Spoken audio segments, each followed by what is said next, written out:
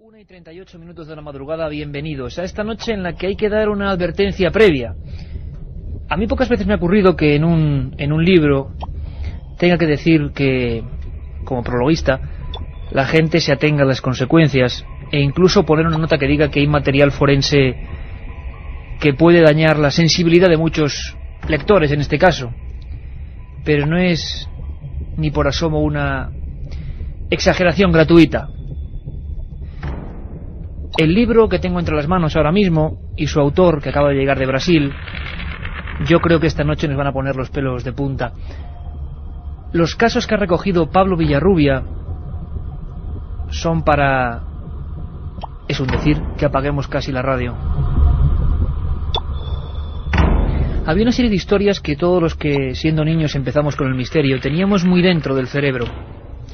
Hoy vais a conocerlas en profundidad. Nombres que quizá al gran público no digan nada, pero para nosotros eran tremendamente importantes. Representaban lo extraño, representaban lo imposible, representaban la cara más amarga o más oculta de los misterios. Nombres como João Prestes, como Rivalino Mafra da Silva, como Arcesio Bermúdez. Y esta noche, todos los amigos de Milenio vais a poder conocerlos. De primera mano, con los documentos, con los testimonios, con una persona que ha viajado hasta cada lugar remoto para poder hacerse con los últimos restos de historias que siempre fueron ocultadas. Ah, por cierto, él ha llamado a su trabajo Las luces de la muerte.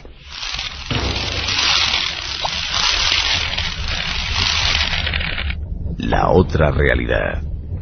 Fenómenos extraños. Milenio 3. En la SER. João Prestes, Rivalino Mafra, el caso de la presa de Guarapiranga, que por ese caso tuve yo que poner esa nota de material forense, santo cielo. ¿A quién tenemos aquí hoy? Pues tenemos, Iker, ante todo, buenas madrugadas, a Pablo Carmen. Villarrubia Mauso. Él es periodista, actualmente está preparando su tesis que dentro de un mes va a tener en la Universidad Complutense de Madrid, que va a ir sobre arqueología y periodismo en España. Además es fotógrafo, investigador. Desde hace 16 años viaja por América Latina, África y Europa en busca de lo insólito y misterioso. Su curiosidad sí que lo llevó a seguir la pista de misteriosas muertes y agresiones ocurridas en América del Sur y atribuidas a extrañas luces y objetos voladores. Un lujo para nosotros, porque la radio tiene a veces buenos premios, como estar hoy aquí, en penumbra, estar acompañados de Katia Rocha, de Carmen Porter, por supuesto, y como no, de Juanma Frasquet, que me ha prometido además que va a poner toda la carne en el asador, esas músicas. Por cierto, a los amigos de Valladolid ayer, que atestabais la sala de la Caja Rural, mil gracias. Y a esos amigos invidentes que querían venir aquí a ver Milenio, por supuesto que lo van a ver, nunca mejor dicho, y lo van a sentir, y que decían también que Juanma les daba mucho miedo, y que todos les daba mucho miedo, pero que no podían apartarse del receptor. Y a los amigos de la carretera que nos encontramos también. A tanta gente, gracias. Por cierto, Carmen, antes de... porque va a ser el único momento suave de la noche, también gracias a la Asociación Profesional Libre de Periodistas y Reporteros de Investigación e Información Especializada, que nos han concedido el premio al programa más creativo de la radio, Milenio 3 de la cadena SER. Muchísimas gracias, amigos, de verdad, es un placer. Lo recogeremos en la ciudad de Cáceres. Bueno, madre mía, Las luces de la muerte, el archivo del misterio, editorial DAF, cuando el misterio ataca. No, y es uno de esos programas, como digo, que a uno le gusta de verdad hacer y escuchar. Carmen, 3 libros, ¿no? Claro que sí, líneas abiertas como siempre en ese 7640, palabra clave, milenio, espacio y lo que vosotros queráis. Estoy segura que vais a tener muchísimas preguntas sobre los casos que nos va a contar Pablo Villarrubia, porque de verdad yo he leído el libro y después de leerlo es difícil dormir. 7640, palabra clave, milenio, espacio y lo que queráis. 3 libros de luces, las luces de la muerte. Tendré que decir dentro de poco doctor Pablo Villarrubia. Pablo, después de casi, ¿eh? Dentro de un mes o un poco más, creo que sí. Bienvenido, hermano, ¿cómo estás? Muchas gracias, Iker. Y un honor ser entrevistado por ti, una persona sensible a estos temas, que conoces de cerca la realidad también de estos casos, y yo creo la mejor persona para entrevistarme, seguro, ¿eh? Oye, Pablo, porque sabemos que en España también, luego hablaremos de eso, si te parece, hubo casos paralelos, parecidos. Menudo trabajo, de verdad. Felicidades, amigo, felicidades porque es estremecedor. Los documentos gráficos de verdad son increíbles y son muchísimas las historias que uno recordaba de niño. Por ejemplo, luego hablaremos de eso, pero por ejemplo, había una historia de un hombre. ¿Os imagináis ahora mismo, a los 1:44, un hombre que se ganaba la vida buscando piedras preciosas, con su familia, absolutamente pobres, y que una especie de luces parecidas a una cosa ovalada, emitiendo un torbellino de polvo, lo hacían desaparecer delante de su familia? Historias que parecen dignas de la ciencia ficción, pero que vamos a ver que tienen informes forenses, que tienen documentos, que tienen investigaciones policiales. Nadie se metía en estos casos. Y te voy a ser sincero, ¿por qué? Porque ocurren en zonas sobre todo de Brasil que son peligrosas hoy. También, exactamente, el caso de las máscaras de plomo, uno de los casos que está mencionado en Luces de la Muerte, ocurrió en una región que hoy está tomada por el narcotráfico. Incluso la misma policía de Río de Janeiro no se atreve a llegar a este lugar donde, hubo 2 muertes muy misteriosas, muy semejantes también. Podemos trazar un paralelo con los casos ocurridos aquí en España, de los que ya has tratado en otros programas también, ¿no? Por ejemplo, Pablo, hay un caso que es trágico y tremendo. Era una noche de carnaval, terminaba el carnaval, era 1946 y había un pescador que se llamaba João Prestes Filho. Era una persona, no es que tuviera conocimiento de casos raros, porque todavía en el mundo no se hablaba de fenómenos aéreos anómalos. Antes de comprobar cómo fue su terrible muerte, este hombre, ¿qué es lo que ve, Pablo? En un lugar sin luz ni agua, ¿no? Iker, este es uno de los casos más escalofriantes que, te digo, mira, ya he cansado, ya lo he repetido tantas veces, he hablado sobre este caso en congresos y tal, y nunca, digamos, toda vez que lo menciono, me entra escalofríos, realmente. La forma solo de pensar cómo murió este hombre, en qué circunstancias, el sufrimiento por el que pasó hasta varias horas moribundo, sufriendo en su lecho de muerte, ¿no? Y muriendo de forma atroz. En 1946, como dices, ¿qué se podía hablar de ovnis en Brasil? Nada. O sea, el término tan siquiera existía, la palabra platillos voladores no había sido forjada todavía por la prensa internacional, y estamos hablando de Brasil profundo, aunque estuviera cerca de São Paulo. Hasta hoy Araçariguama, este nombre tan raro, ¿no? Suena tan raro, Araçariguama, es un lugar escondido. Si tú vas ahora a São Paulo, yo estuve en Araçariguama hace un mes, he vuelto, Iker, y te contaré después cosas impresionantes, nuevos casos que han surgido, que ya existían, que he descubierto ahora. Pues vas a permitir una cosa, Pablo. Claro. Y la gente ahora mismo estará diciendo, bueno, Iker, ¿por qué le cortas a Pablo cuando va a contar? Porque quiere empezar por el final, Pablo. Quiere empezar por el final y que tú nos expliques, un hombre que muere así, ¿qué demonios tuvo que ver? En la historia nos quedó una serie de documentos que ahora Pablo nos va a aclarar, que, lo dicho, cuando éramos niños nos sobrecogían. En la prefectura de São Roque, Araci Gomide, si no recuerdo mal, y varios integrantes de la policía narran lo que han visto en una casucha, viendo morir a un hombre. Vamos a recordarlo, Pablo. El pelo, cabeza, ojos y ropa. Camisa de manga corta, pantalón arremangado, sin sombrero ni zapatos. Al igual que las partes del cuerpo de Prestes, protegidas por la ropa, no presentaban indicios de quemaduras profundas o ligeras, ni de anomalías. Sus ojos estaban dilatados de espanto y excitada la voz. Pero poco después, la escena fue horrible. Vióse como las carnes de Prestes tomaron el mismo aspecto que si las hubieran cocido durante muchas horas en agua hirviendo. Empezaron a despegársele de los huesos, cayendo a pedazos de la mandíbula, pecho, brazos, manos, dedos y parte inferior de las piernas y pies. Algunos fragmentos de carne quedaron suspendidos en los tendones que los asistentes no se atrevían a arrancar. Luego, todo se deterioró de forma imprevisible. Tenía al desnudo los dientes y los huesos. Preste rechazó enérgicamente el agua y alimentos que le ofrecían, pero no pareció experimentar dolor en ningún momento. Se desprendieron la nariz y las orejas, resbalando por el cuerpo hasta el suelo. Era un terrorífico espectro que se dislocaba de mutilación en mutilación. Los ojos abiertos de terror, las palabras deformadas en una boca que se desarticulaba. Quedaban solo unos sonidos sin significado.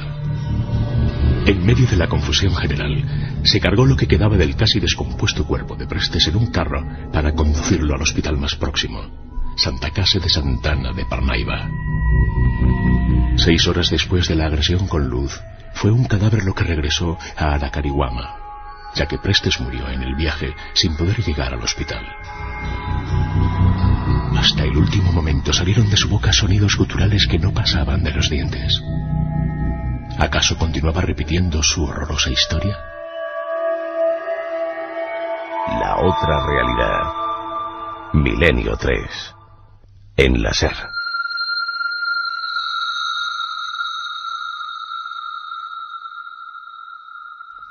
¿Qué le pasó a este hombre, Pablo? Bueno, Joan Prestes, en aquel día 5 de marzo de 1946, retornaba de pescar, ahí en un río cercano, a Araçariguama, entra en su casa, toda su familia, era una tarde-noche de carnaval, estaba en el pueblo, allí en Araçariguama, se va a preparar, se prepara una comida, va a freír el pescado que había traído, y de pronto, de la ventana, de una de las ventanas, surge como un gran destello, una luz, él dice una luz, un destello, y de pronto este hombre siente que su cuerpo no es el mismo, que su cuerpo siente algo raro. Entonces entra en pánico, en ese momento se echa a correr, abre la puerta y descalzo corre más de 3, 4 kilómetros hasta llegar al centro de este pueblito, de Araçariguama. Allí se echa en la cama de la casa de su hermana y bueno, pasa lo que pasó. O sea, su cuerpo estaba quemado, horriblemente quemado. Después descubro, estando ya hablando con varios testigos, entre ellos Virgilio, del cual vamos a hablar en un ratito, y Virgilio me cuenta que fue uno de los testigos que tenía 92 años cuando le entrevisto. Que le vio morir. Que le vio morir, fue uno de los últimos testigos que estuvo hasta el final prácticamente del sufrimiento de Joan Prestes, y me decía que su cuerpo estaba terriblemente quemado, principalmente las manos, prácticamente estaban encorvadas como garras, su rostro también muy quemado, increíblemente su pelo y todas las partes del cuerpo que estaban cubiertas por algún pedazo de tela de ropa no presentaban ninguna quemadura. Eso era lo más extraño, lo más fantástico del caso. Pero como os he dicho, Pablo Villarrubia, autor de Las luces de la muerte, el archivo del misterio, editorialidad, es una persona que ha acudido a los lugares, donde ahora se cumplen pues casi 60 años de esta historia. No había puesto casi ningún investigador el pie allí. Y vamos a escuchar esta noche sonidos, historias, documentos de cómo recuerda a la gente, por ejemplo, esa muerte atroz. La prensa regional en su día decía algo así como: haz de luz provoca una muerte atroz. No sabemos qué mató a Joan Prestes, pero tenemos las voces todavía de unas personas que estaban allí, junto a la policía, los médicos, en aquel camastro.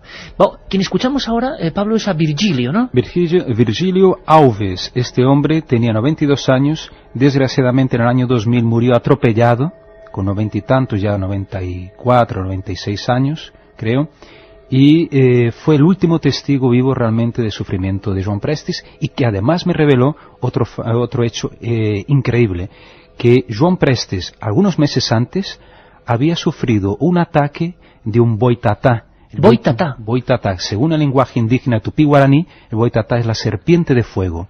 Él viajaba montado en una mula por las montañas, por las serranías de la Sierra del Mar, selváticas, cuando de pronto se vio acosado por una luz, una esfera luminosa, que se acercó se acercó a él y casi le derribó de la montaña, ¿no? del animal.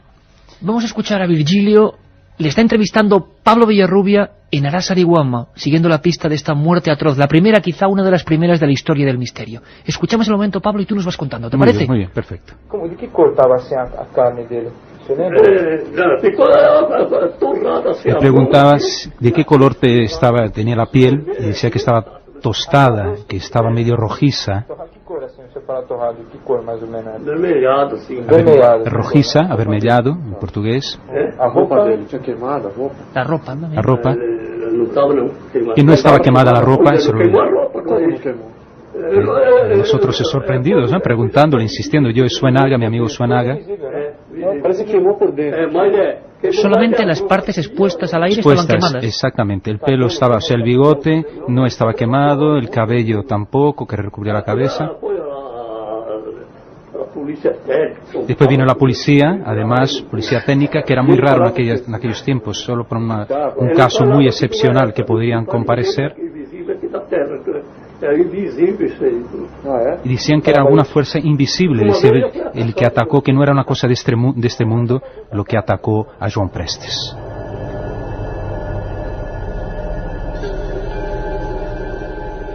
Yo, no puedo disimular mi admiración personal por Pablo Villarrubia, y lo comentaba en el prólogo de este libro, que mucha gente me dice y nos escribe, y gente con toda la buena voluntad, oye, ¿qué hay que hacer para investigar estas cosas?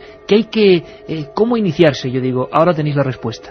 Este libro es el ejemplo de lo que es reporterismo auténtico de campo, jugándose el tipo, sin bravuconadas publicitarias, sin identidades falsas, jugándose el tipo, de verdad. Muchas preguntas, es impactante el tema y nuestros amigos nos lo dicen, y preguntas muy interesantes. Carlos de Alicante nos dice, ¿no os parece que estén expuestos a una dosis muy alta de microondas? Parece, ¿verdad, Pablo?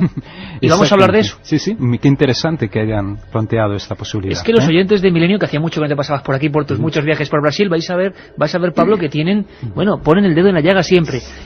Radiactividad, sorpresas para la segunda hora. Vamos a ver a científicos, sí, científicos de los de verdad, no de los gritones que hay por ahí, científicos de los de verdad, máxima autoridad de investigación nuclear e innovación del Gobierno de Baleares, doctor Bibiloni Brotat, contándonos eso, casos OVNI, como suena, y radioactividad en el cuerpo humano. Creo que vamos a aprender mucho. Julio Alberto González de Vigo nos dice, deberíamos recalcar que en estos casos no hay fraude, ya que existen secuelas físicas. Adelantando un poquito y brevemente, Pablo, lo que viene en una hora entera de investigación, porque es que hay partes, actas de defunción, actas policiales. Además, mi amigo Suenaga, Claudio Suenaga, un gran historiador y también investigador del fenómeno OVNI, consiguió rescatar la acta de defunción de João Prestes, diciendo que la causa de muerte era totalmente desconocida. Y que allí hay un aspecto también muy interesante, y que no sé si lo comentamos en otras ocasiones, que el cuerpo de João Prestes ha desaparecido. ¿Cómo? Desapareció. El cuerpo, o sea, los restos mortales, desaparecieron en los años 70.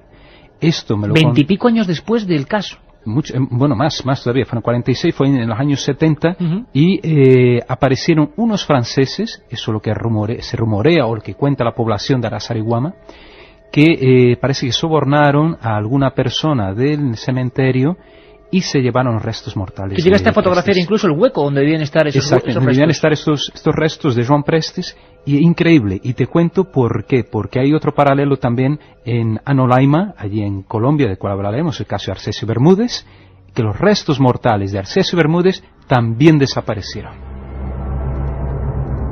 Ahora me has dejado de piedra, Pablo. Ahora me has dejado de piedra. Porque uno de los casos que seguiremos es el de la guacha asesina, caso de Arcesio Bermúdez, Colombia, santo cielo. Y también el cuerpo, ¿tendrá que ver eso con esa visita que le sorprendía a Virgilio, 92 años, de la policía técnica, que nunca iba para nada y estaba esa noche en el pueblo? Qué curioso, ¿verdad? No sabemos exactamente. De todas formas, había un gran interés, que no era habitual, como digo, de la policía por investigar un caso en una región tan apartada, ¿no? Y además hicieron análisis en aquella época, una serie de exámenes y tal, y este material ha desaparecido por completo. Yo estuve en la comisaría de policía de Santana do Parnaíba, que en aquella época llevaba toda esta investigación, y no hay ni rastro de esta documentación. Hubo fotos, se hicieron varios estudios, y se hizo incluso una autopsia, y de esto nada se sabe. José de Burgos nos dice, estoy en una garita de servicio, la noche es cerrada, solo falta que aparezca ahora una luz de esas, tengo los pelos de punta. Hola, soy Luis de Puerto Llano. ¿Qué hay de cierto en la misteriosa muerte de João Prestes? Por cierto, ¿qué misterios hay por Castilla-La Mancha? ¿Sí, alguno de estos? De este tipo, por fortuna para los castellano-manchegos, creo que no. José de Estepona nos dice, es un libro escalofriante. Ya se lo ha leído. Lo es. ¿Por qué hay solo en Brasil luces mortales? Nos pregunta Carlos de Manresa. Creo que vamos a quitar esa idea, aunque sí es el lugar donde más casos hay otros países, ¿verdad? Guatemala, por ejemplo, el mismo México también. Colombia, en este caso. Lo que pasa es que en Brasil, por ser un país muy grande, posiblemente se den más casos. Y siempre regiones tan apartadas, ¿no? Siempre regiones apartadas. Hay gente, Carmen, que está pensando, ¿verdad? Experimentos, siempre la gente tiene esa doble conciencia. Bien, lo paranormal por un lado, pero también experimentos de control, experimentos... Mira, lo tengo justo aquí mismo. Jorge de Pamplona, ¿experimentos militares? Nos dice. En 1946, muy difícil quizás el uso de microondas en una región como Araçariguama. Fíjense que las características, por ejemplo, del tejido no estar quemado, justamente porque no tiene agua, ¿no? Y las microondas actúan sobre materia, digamos, con moléculas de agua. En el caso el pelo es materia seca, el tejido también, y por eso posiblemente no actuaron ahí las microondas, ¿no? Pero sin el cuerpo, o sea, la carne de Joan Prestes, que aunque no la versión inicial que se tenía es que había caído a trozos el cuerpo, después descubrimos que no, pero que estaba horriblemente quemado, eso era cierto. Horriblemente quemado. Nos marchamos porque vienen los servicios informativos. 1 hora entera de investigación en vivo. Las luces de la muerte con Pablo Villarrubias. Esperamos. Si quieres viajar a lo desconocido, no dejes de leer El Archivo del Misterio, de Iker Jiménez. Los libros del tercer milenio publicados por Editorial Edaf. Ya a la venta El Enigma Nazi de José Lesta, El Código B de David Zurdo, Top Secret de Santiago Camacho, Magos y Reyes de Marra y Bueno y El Camino de Santiago de Mariano Fernández Urresti. Si te gusta el misterio, esta es tu colección.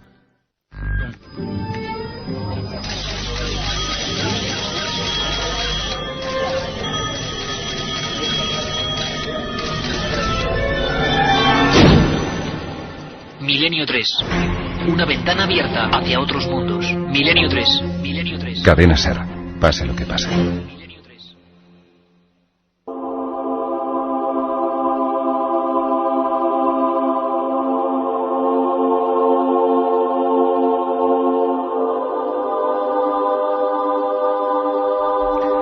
Dos y 6 minutos y hacemos un pequeño receso porque Pablo nos estaba poniendo los pelos de punta en el buen sentido con la buena investigación.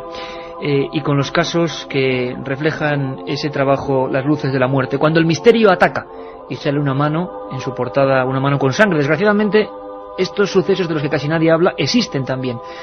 Libro editado por EDAF y 7640, Palabra Milenio, sorteamos esta noche 3 ejemplares para todas vuestras preguntas, cuestiones, críticas, comentarios, lo que queráis. Sabéis que este es un programa interactivo. Por cierto, hablando del programa interactivo, una mínima nota antes de que Juanma Frasquet de nuevo dé un cambio de tercio y nos meta de nuevo en la investigación.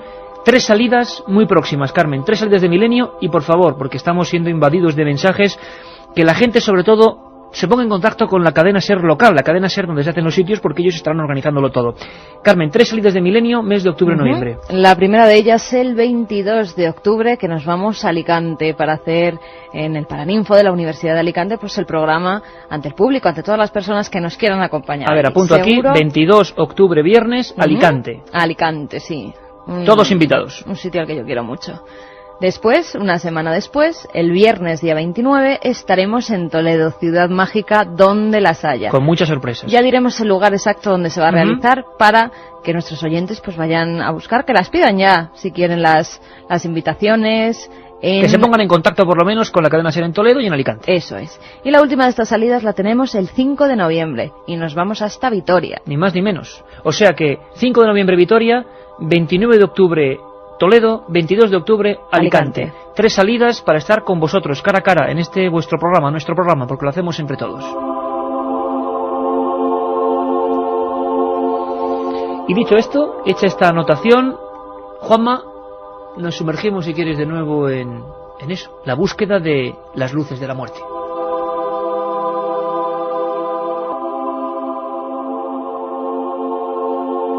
Por cierto, que Juanma Frasquet, que siempre está más atento que yo a todas las cosas, porque yo estoy con todo documentos legajos, me dice que es verdad, me hace una seña y me dice, oye, que tenemos un programa especial el domingo y el martes, no os olvidéis. El domingo 2 horas, Misterios del Mar. El domingo de 9 a 11 de la noche tendremos 2 horas para compartir con todos vosotros Milenio 3 y el martes, Día de la Hispanidad, un especial de Milenio 3 de 10 a 11 de la noche. Domingo de 9 a 11 de la noche y martes de 10 a 11 de la noche. ¿De 10 a 11 el martes es? Bueno, pues me dice Juanma que quiere contaros una cosa, una promoción que va a estar sonando de aquí al martes. No podéis perderos esta historia porque el equipo de producción de la SER con las dramatizaciones ha vuelto a ponerse en marcha. Bueno, yo solo os digo que escuchéis. Almirante, hay algo que no me resisto a preguntarle de nuevo. Usted dirá, Alteza. ¿Cómo se puede tener un conocimiento tan preciso de valles, minas, montañas y ríos de un lugar en el que nadie ha estado jamás? Cristóbal Colón guardaba un secreto, una increíble verdad que solo algunos han sabido con el transcurrir de los siglos. Ahora es el momento de conocer la otra historia del descubrimiento. Milenio 3. Este martes programa especial de 10 a 11 de la noche, con Iker Jiménez, Cadena SER.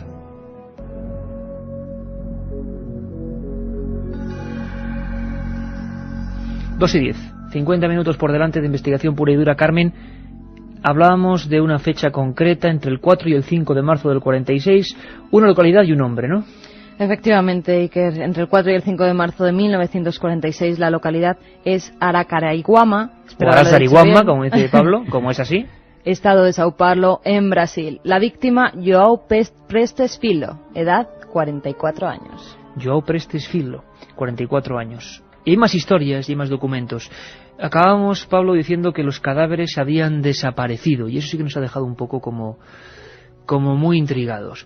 Queremos aportar un documento más a esta investigación en vivo. El doctor, lo decíamos, Miquel Bibiloni Brotat, va a hablarnos. Es una entrevista que yo hice hace un tiempo. ¿Quién es este doctor, Carmen? Él es director general de Innovación en la Consellería de Innovación y Energía en Mallorca. O sea, la máxima autoridad del Gobierno de Baleares sobre asuntos como la energía nuclear, las radiaciones. Qué sorprendente fue recibir su visita y saber que científicos de esta auténtica altura, personajes que, bueno, manejan tanta información respecto a un mundo del que nunca se habla como estas luces de la muerte, que es la energía, el fenómeno nuclear. Me hablaba abiertamente de fenómeno OVNI y hablaba de catálogos concretos que la propia NASA ha hecho de fenómenos OVNI, de personas que por su proximidad a este fenómeno desconocido han sentido todo tipo de males. Le escuchamos. En algunos casos, y son relativamente pocos, pues parece que puede haber algún tipo de radioactividad, sí. Bueno, yo me baso en este catálogo que ha compilado el doctor Schwessler de la NASA, que es muy interesante, sobre efectos fisiológicos, o presuntos, yo diría presuntos, efectos fisiológicos del fenómeno OVNI sobre los seres humanos. Hay una colección de casos impresionante, por el hecho de que hayan ocurrido en regiones remotas del planeta, o porque los científicos, y en especial los médicos, no le hayan presentado o no le han prestado mucha atención. En muchas ocasiones no están muy documentados. Lo que sí se puede decir que un pequeño porcentaje de las personas que hayan estado en contacto, en una relación de proximidad con el fenómeno OVNI, en algunos casos presentan una sintomatología. Esto es verdad, pero siempre es un número muy pequeño de las personas. En algunos casos, pues las personas tienen trastornos visuales, es decir, una pérdida temporal de la visión o del sentido del oído. De la visión suele ser bastante típico, como si hubieran estado expuestos a una luz muy intensa. En otros casos, pues puede haber efectos que tipo náuseas, puede haber vómitos. En otros casos puede haber heridas o quemaduras en la piel, trastornos en la piel.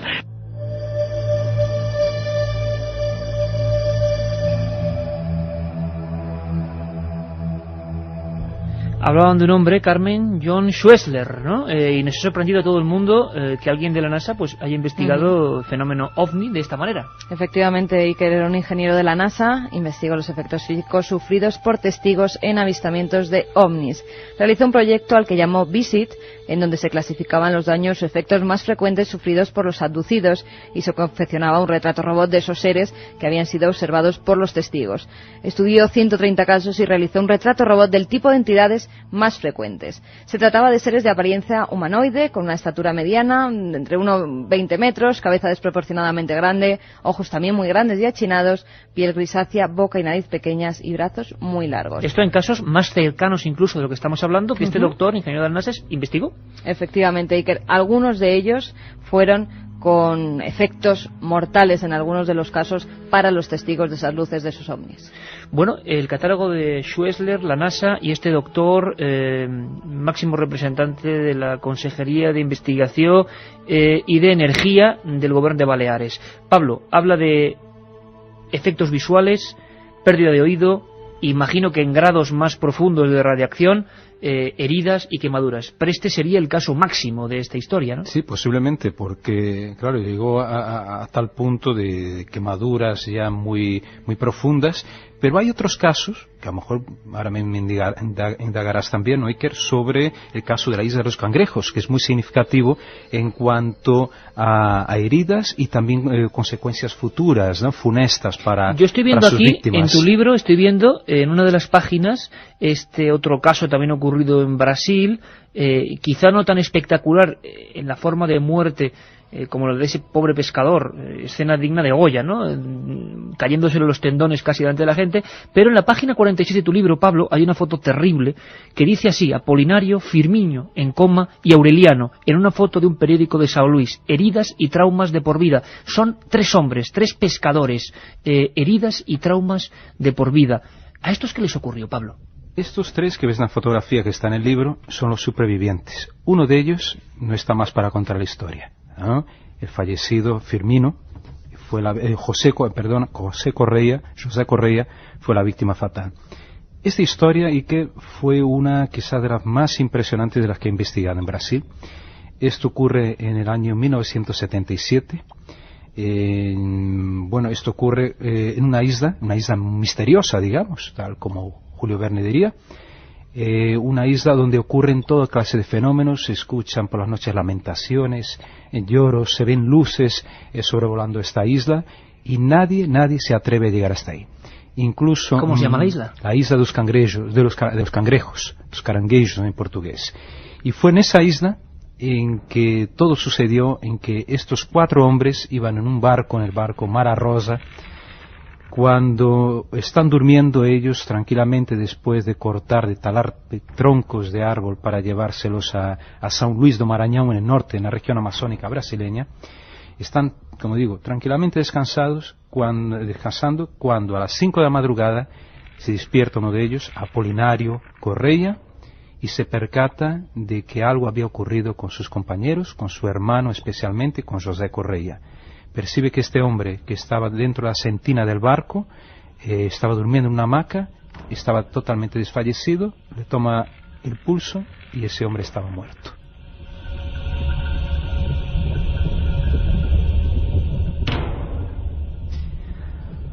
Apolinario, que era el único que en sana conciencia se podía mover y estaba aparentemente sano, verifica qué pasó con los otros compañeros.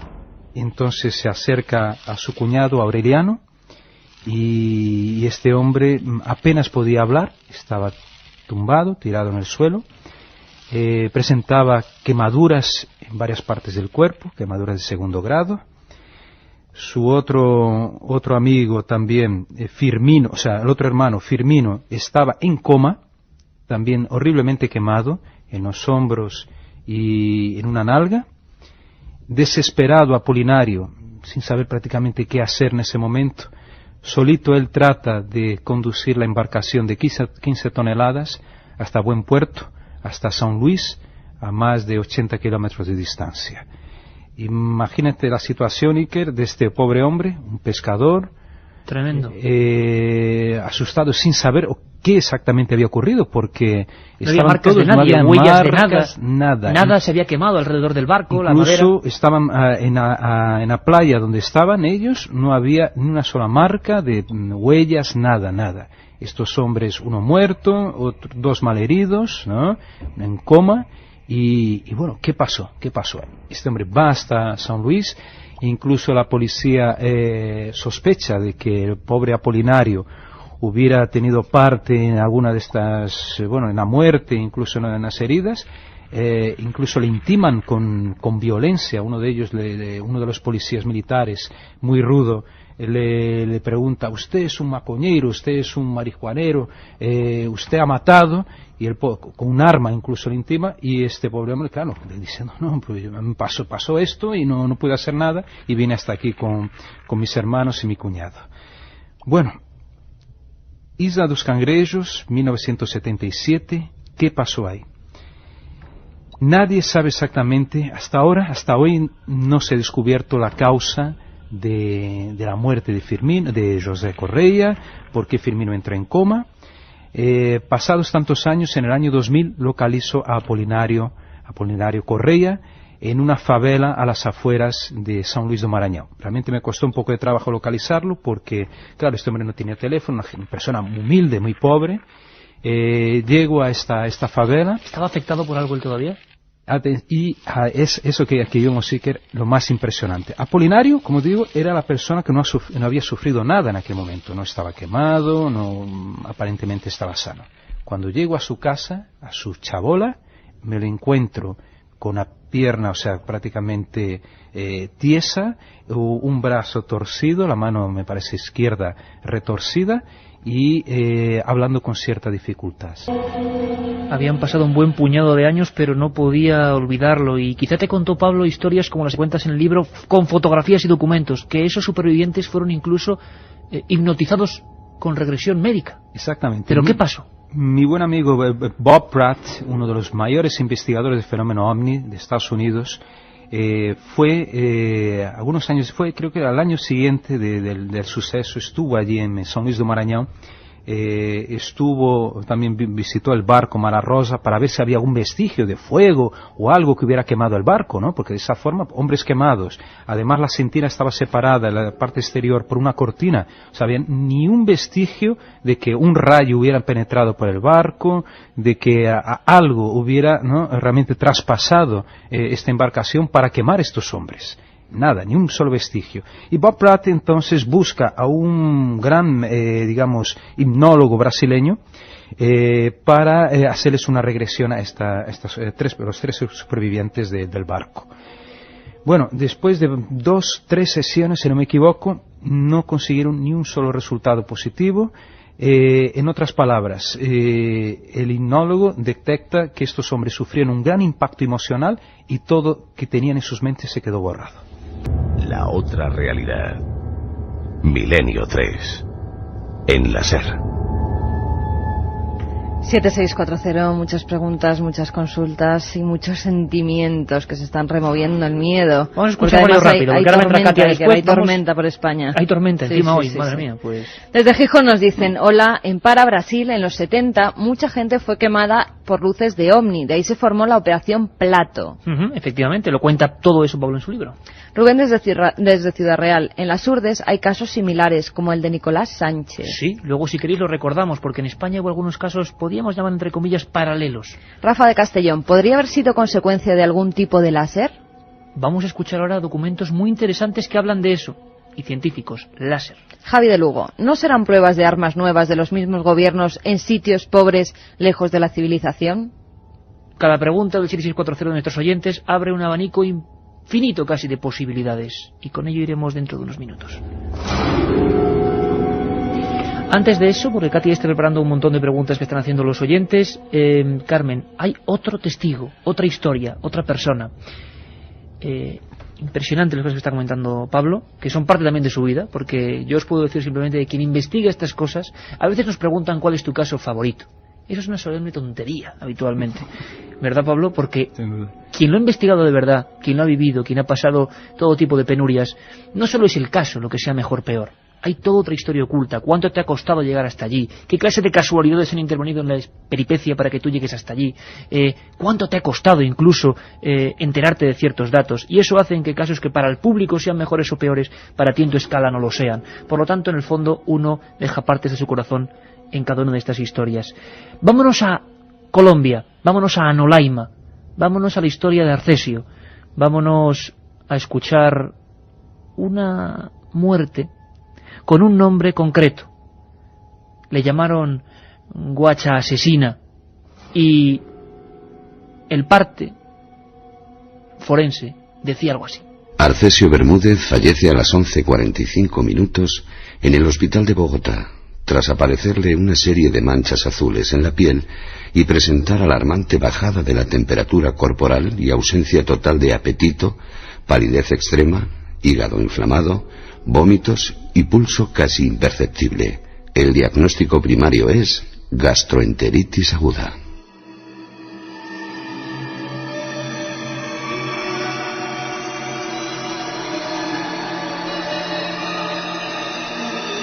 Milenio 3.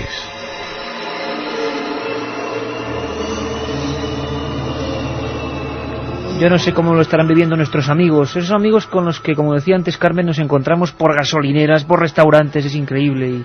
Y como Carmen y yo ayer, por ejemplo, de Valladolid a Madrid, hablábamos bastante alto, la gente por las voces decía, tú eres, sí, y se hacía una tertulia increíble. Pues casi... Además nos ha escrito ese amigo, ¿sí? Dice, el amigo que compartimos bocadillo, pues, que ha aprobado la tesis de carrera, y decía a su hermano, te va a dar mala suerte haber conocido a Iker Jiménez. Pues mira, sí. Hombre, ¿y yo por qué voy a dar mala suerte? A ver. Porque como hablas de cosas tan raras... Bueno, pues ya veis que no es verdad. Enhorabuena, doctor, tenemos un amigo más doctor.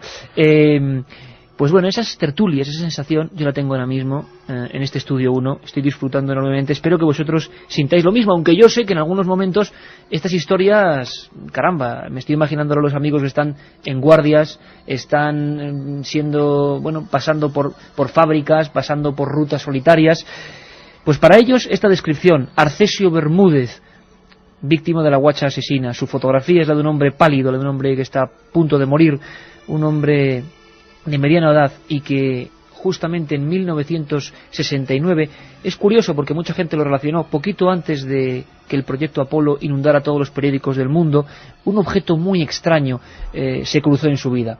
Aquí también va a haber hipnosis, aquí también va a haber dibujos en trance hipnótico de unos niños. Algo vio Arcesio Bermúdez, algo que para su propia familia le costó la vida. Pablo, también te ocupas, por supuesto, de esta historia. ¿Qué pasó en Anolaima? Como tú dices muy bien, en esas fechas la misión Apolo 11, ¿no?, se acercaba a la Luna, o ya estaba por allí, y curiosamente, y ahora me acordé, en otro caso mencionado también, Luces de la Muerte, ocurrido en Brasil, en el estado de Goiás, donde hubo un extraño suicidio de un hombre y una mujer. También fue por esas fechas y también hubo una implicación en este caso de fenómeno ovni. Pero volviendo a Colombia, estaban reunidos ahí en una finca a 60 kilómetros de Bogotá, en Anolaima. ¿Zona selvática? Una zona semiselvática, ¿no? Allí hay una vegetación tupida en toda esa zona. Y entonces una familia en una finca, en una hacienda, se dedicaba a pasar una tarde, ¿no?, de fin de semana, placenteramente, comiendo su churrasco, lo que fuera. Y de pronto ven los niños, había muchos niños allí del grupo, eran varias familias, ven que una estrella baja del cielo. Aquello le llama poderosamente la atención, era un final de tarde.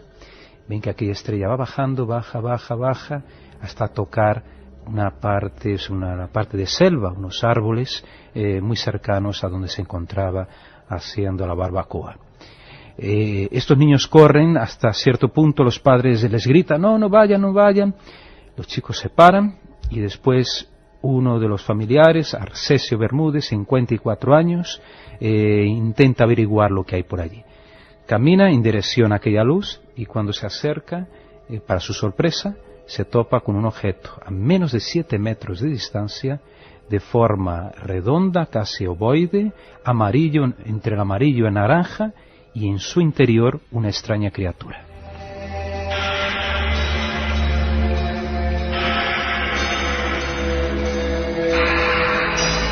Por cierto, y no es ningún tipo de broma, que ayer regresando en el coche, imagino que es un meteoro evidentemente, cerca del puente de Guadarrama, del túnel de Guadarrama, antes de entrar, observamos, ¿verdad?, en el vehículo, una especie de gigantesca estrella o meteoro que bajaba en vertical. Si alguien lo ha visto, si alguien lo sabe, porque imagino que es un fenómeno, no ocurre nada extraño, pero un fenómeno natural curioso y todo lo cósmico nos interesa, por favor escribidnos 7640, porque lo vimos ayer sobre la 1 de la madrugada. Si alguien más lo vio, siempre es bueno tener más información. Eso es lo que creyó quizá ver Arcesio Bermúdez, pero lo que se encontró incluso, y hay un dibujo aquí en tu libro, en las Luces de la Muerte, Pablo, es eso, una especie de cosa ovoide, y dentro una figura que creo que no pude identificar, parecía una forma humanoide, ¿no? Sí, decía un hombrecito. Y tenía las piernas separadas y los brazos un poco en cruz, ¿no? ¿Qué ocurre entonces? Pues Arcesio durante algunos minutos se queda estático viendo este objeto, 2 metros de diámetro aproximadamente, esta criaturita como a través de una ventana o algo semejante, como hablaba un hombrecito, las piernas o la parte inferior del cuerpo en forma de A, lo describía él, y bueno, ve que aquel objeto después asciende, se levanta y desaparece en lontananza. ¿No llegó a estar muy lejos o sí llegó? Llegó hasta 7 metros de distancia, 7 metros, que no es nada, es casi ahí atrás, ¿no?, la pared del estudio. Prácticamente tocando el objeto. Muy bien, este hombre regresa a su casa y al día, ya en esa misma noche, ya presenta unos extraños síntomas. Presenta una baja temperatura corporal, extrañamente, gastroenteritis, y tiene pesadillas en esa noche, no duerme bien, y a lo largo de una semana este hombre va empeorando, y la familia decide ya llevarle de una vez por todas al hospital de Bogotá.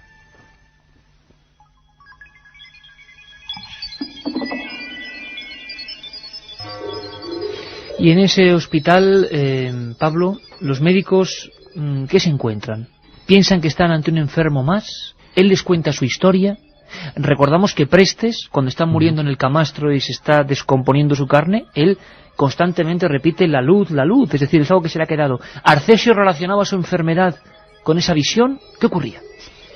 Arcesio, me imagino por el estado deplorable en que se encontraba, físico y mental, posiblemente sí que contó la historia a uno de los médicos que estaban en el hospital.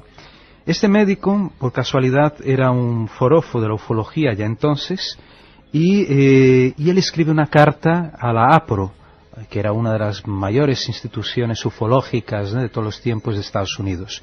Y él escribe a un tal de John Simon, contándole el caso, que le parecía muy raro y que no le parecía una simple gastroenteritis lo que había afectado y finalmente llevado a la muerte a este pobre hombre. Y entonces se plantean la hipótesis realmente ufológica a partir de la descripción que les da antes de morir, ¿no?, a estos médicos, o a este médico en concreto, ¿no?, Arcesio Bermúdez. Y a partir de entonces se plantea esta posibilidad de que Arcesio muere en función de algún tipo de radiación emitida por aquel extraño objeto al que estuvo tan cerca, o sea, solamente 7 metros. O sea, de nuevo, el fenómeno radiación. Antes de pasar a Katia y escuchar las preguntas concretas que ahora a las 2:30 están haciendo los oyentes, me gustaría muy brevemente que...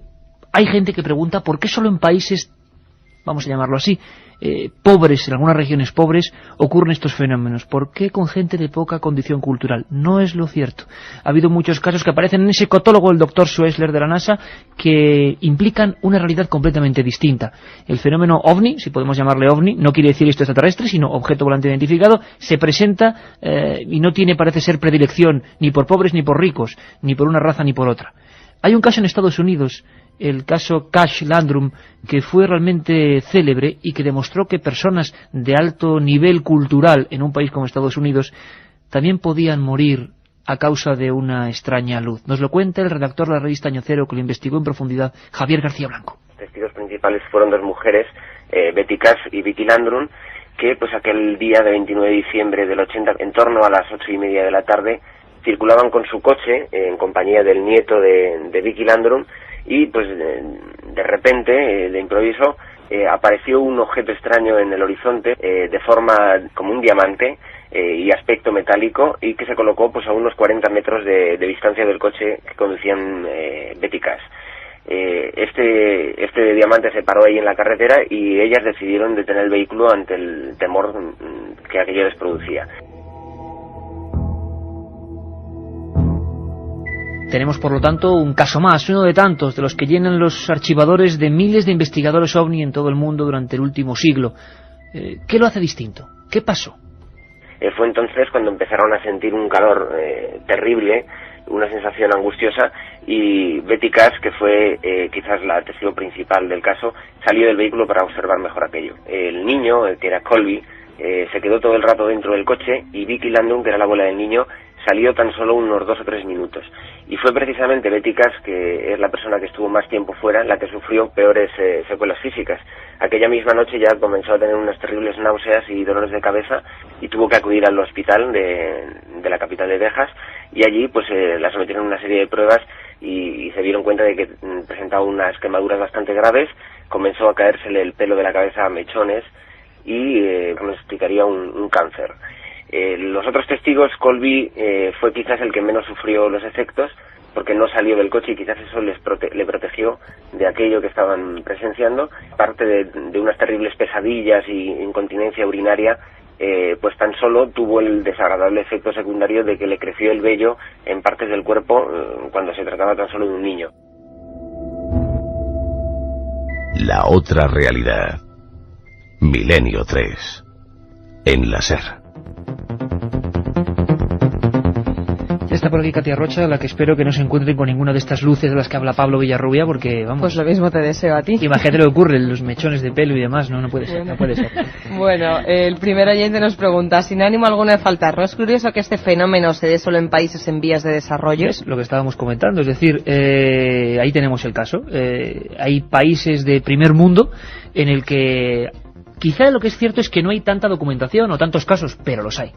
Qué valiente Pablo por meterse en esos pueblos pudiendo estar en su tierra natal con sus playas y caipiriñas. Chema de Madrid nos dice científicamente... Un momento, Katia. ¿A qué responderías ahí, Pablo? Que estamos en un momento de distensión más o menos porque era muy duro lo que contabas. ¿Por qué un tipo como tú, que puede estar en Brasil, que es un país que tiene otros muchos placeres, decide hacer esto? Y si lo puedes contar obviamente, mejor. Mira, raramente, la verdad, me echo en una playa, me tumbo en una playa en Brasil. Además me inquieta y además ya estoy preguntando si es que me quedo en una playa, pregunto a los vendedores de playa si han visto algo raro en el cielo o por la tierra, además. De formación profesional. Entonces ya... Chema de Madrid nos dice, científicamente está demostrados casos de que el organismo en determinadas condiciones ambientales produzcan combustión espontánea. Nos preguntan si podría ser esto. Todo el equipo. He leído hace poco que explotó un ovni en Brasil, en Piauí. No sé si lo he pronunciado bien. Piauí. ¿Sabéis algo más? Piauí. Sí, conozco la historia, porque he vuelto de allí ahora. He hablado con amigos que estuvieron investigando el caso. En realidad se trata de un satélite. Han descubierto incluso, son tanques de combustible esféricos de un satélite. O sea que el supuesto caso ovni, que salió incluso en la prensa en internet, es un satélite. Hay que dejarlo bien claro. Óscar de Madrid nos dice, ¿os habéis fijado un pequeño detalle? Agua, siempre hay agua de por medio. Bueno, es que es raro que en un planeta que el 70% es agua, no haya agua de por medio, ¿no? ¿No es posible que las grandes potencias probaran nuevas armas en zonas depresivas, pobres e ignorantes? Nos lo cuenta Pietro. Como este mensaje hay más, como por ejemplo, no serán ensayos de armas biológicas con virus artificiales creados por el hombre, son armas silenciosas y reales, nos lo cuenta María de Segovia. Y también en esta misma línea, desde Santander, un oyente nos dice, cuando los Estados Unidos invadieron Panamá, usaron armas que dejaban a los enemigos fundidos a sus fusiles. Y por último, un mensaje que nos dice un oyente, estoy muerto del miedo, pero al mismo tiempo intrigado. ¿Dónde se puede conseguir más información sobre esto? Nos lo dice Guillermo de Pontevedra y, por supuesto, se puede conseguir comprando el libro del Archivo del Misterio, Las luces de la muerte, editado por EDAF, Cuando el misterio ataca, de Pablo Villarrubia. Perfecto, Katia. 3 sorteamos hoy, ¿eh? Hablaban nuestros amigos y además Katia nos lo comentaba, ¿verdad, Carmen? Qué interés concreto en las... la audiencia del Milenio ha aprendido también que siempre hay una cara oculta y a veces muy humana en todas estas historias. Maquinarios, pruebas biológicas desconocidas, no lo sabemos. Desde luego, una teoría buena sería los lugares apartados. El doctor Bibiloni quiere hablarnos casi como una respuesta al oyente precisamente de esto, de que en algunos de los casos que ellos han estudiado, el arma podría ser... Ahora, ¿qué pinta un arma en el año 46 en Arasarihuama? Sería la pregunta. O en las Urdes. Tenemos telepatía. En 1917, cuando murió el Colás. Láser de alta energía.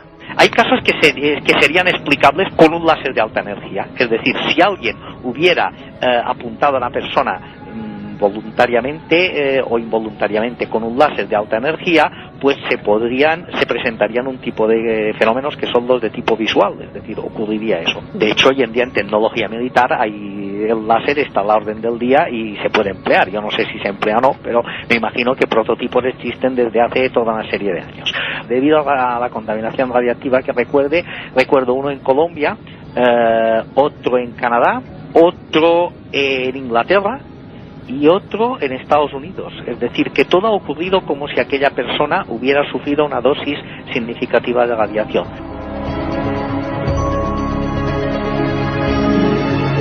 Dos y 39, Milenio 3, en una investigación en vivo con la ciencia de verdad, en la que siempre está investigando, indagando, intentando ir más allá.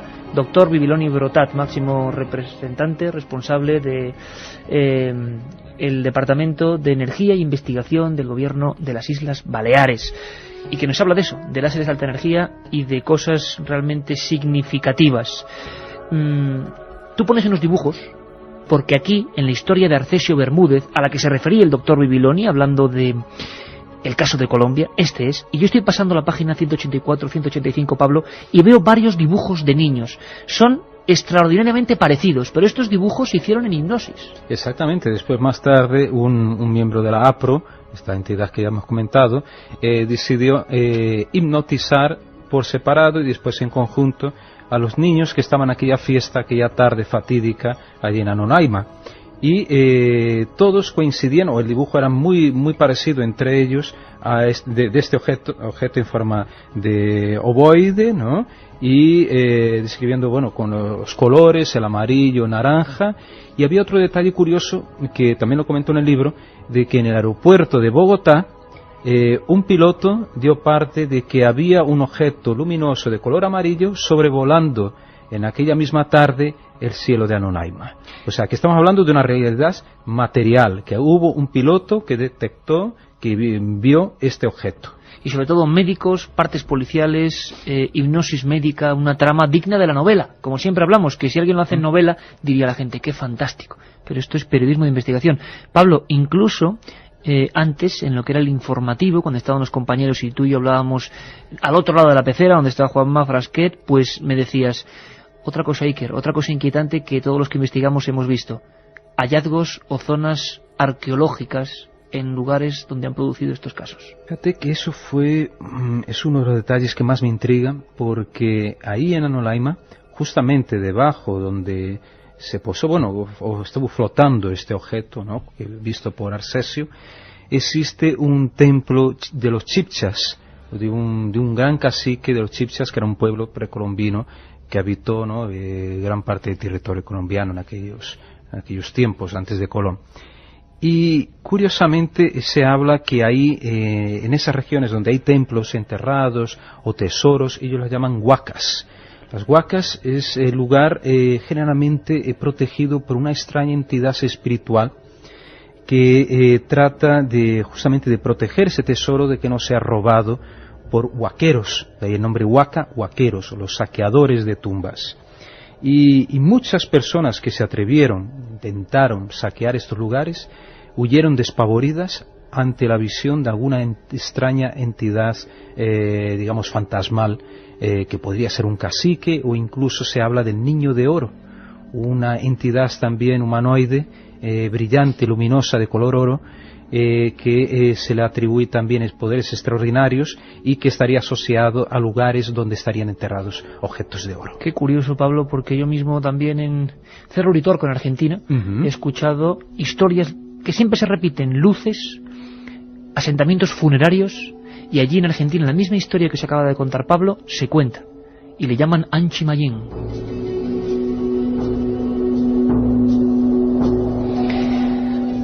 Yo comento que Pablo en estas investigaciones revelaba por fin a la luz una serie de imágenes que habían sido, bueno, imaginadas por los sueños, más sueños, pesadillas infantiles. Hay un caso terrorífico, y ya sé que esta noche hay varios, el de Rivalino Mafra da Silva. Era una historia que yo, por ejemplo, había leído hace mucho tiempo y me la imaginaba.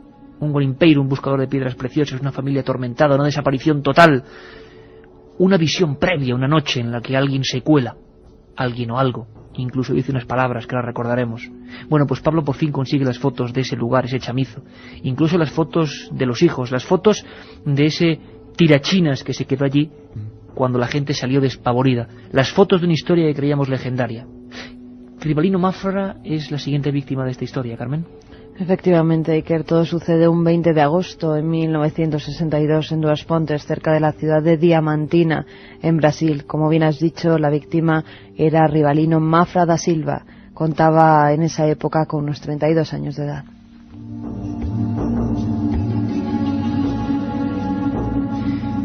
Familia pobre, buscadores de piedras preciosas. ¿Qué ocurre la noche anterior a la desaparición total? Es otra de esas historias que está en nuestro inconsciente, ¿no, Iker? Tú, muchos de nosotros que dedicamos a misterio, hemos leído los libros de Rivera, Antonio Rivera, recordamos esta historia también escalofriante. En este chamizo, como has dicho, en Duas Pontes, Minas Gerais, uno de los estados, además, con máxima afluencia de apariciones de ovnis en todo Brasil y quizás en todo el mundo, en esa noche, a principios de los años 60, está la familia de, Rivalino Mafra, no sé si viudo o separado, pero estaba él con sus niños, 4, si no me equivoco, 4 niños, y los niños son los que perciben primero algo extraño, un ruido. Están en su casa tranquilamente de la noche, dentro de la casa. Dentro de la casa, ¿no?, durmiendo cada uno en su catre, y uno de los niños percibe una sombra que se mueve por por el salón o la habitación donde estaban. ¿Y qué era aquello? Era como un ser en 4 patas con una especie de tupé o una protuberancia sobre la cabeza y flotando. Esta silueta se desplaza sin tocar el suelo, como digo, dentro del ambiente de la casa, y oyen a la vez una voz que dicen: aquí vive Rivalino Mafra. Entonces estos niños se quedan totalmente asustados, llaman, gritan a su padre. Cuando el padre llega, solo le da tiempo de ver esta sombra ya desapareciendo hacia algún punto desconocido. En diversos testimonios, los hijos, que luego veremos, tuvieron que repetir decenas de veces la misma descripción. Incluso decían que después de las palabras Rivalino Mafra se escuchaba algo como: vamos a matarlo.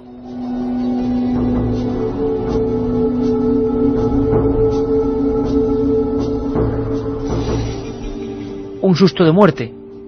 A la mañana siguiente ocurrió algo que muchas veces el celuloide del cine en otras escenas de ovnis nos ha revelado. ¿Os imagináis esa favela, mejor dicho, casi, subida sobre las lomas de un lugar absolutamente pobre? A la mañana siguiente, toda esa familia, ya como marcada por el misterio, observaron unas luces que emitían un torbellino de polvo. Los hijos ahí. Se dice incluso que Rivalino comenzó a avanzar hacia la luz rezando. Escenas que bien pudieran ser así.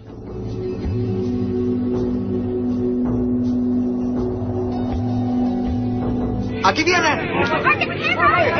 ¡Por el noroeste!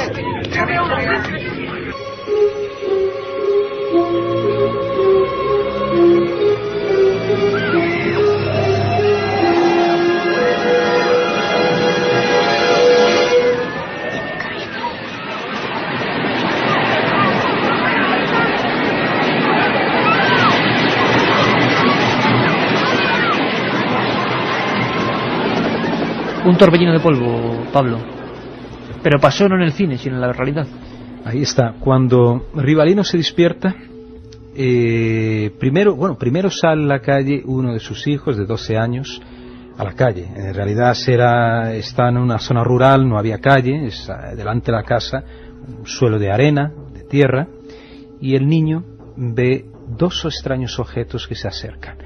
Él los comparaba a tatuziños, que en portugués equivale al armadillo, este animal, ¿no?, que tiene una capa, digamos, sólida, cascarón, ¿no? Un cascarón, ¿no?, sólido, y ve uno de ellos totalmente oscuro y otro blanco y negro, y presenta como una especie de cola, ¿no?, uno de ellos en una extremidad. Eso parecía algo vivo, más que un maquinaria. Exacto, pero de apariencia quizá artificial. Eso sí, era artificial, pero con movimiento parece que se desplazaban a baja altura, ¿no?, merodeaban el lugar, daban vueltas, y de pronto estos 2 objetos se funden en uno solo, se fusionan con un estampido y empiezan a formar una especie de torbellino de levantar polvo. En ese momento es cuando sale Rivalino Mafra, alertado quizás por los gritos de su hijo, y observa aquel objeto ya, ¿no?, fusionado, aquellos que eran originalmente 2, y al acercarse este objeto empieza a rodearle y levantar una nube de polvo, una nube de arena amarilla, que le va encubriendo, le va tapando, ¿no?, hasta que de pronto desaparece, se esfuma completamente en el aire.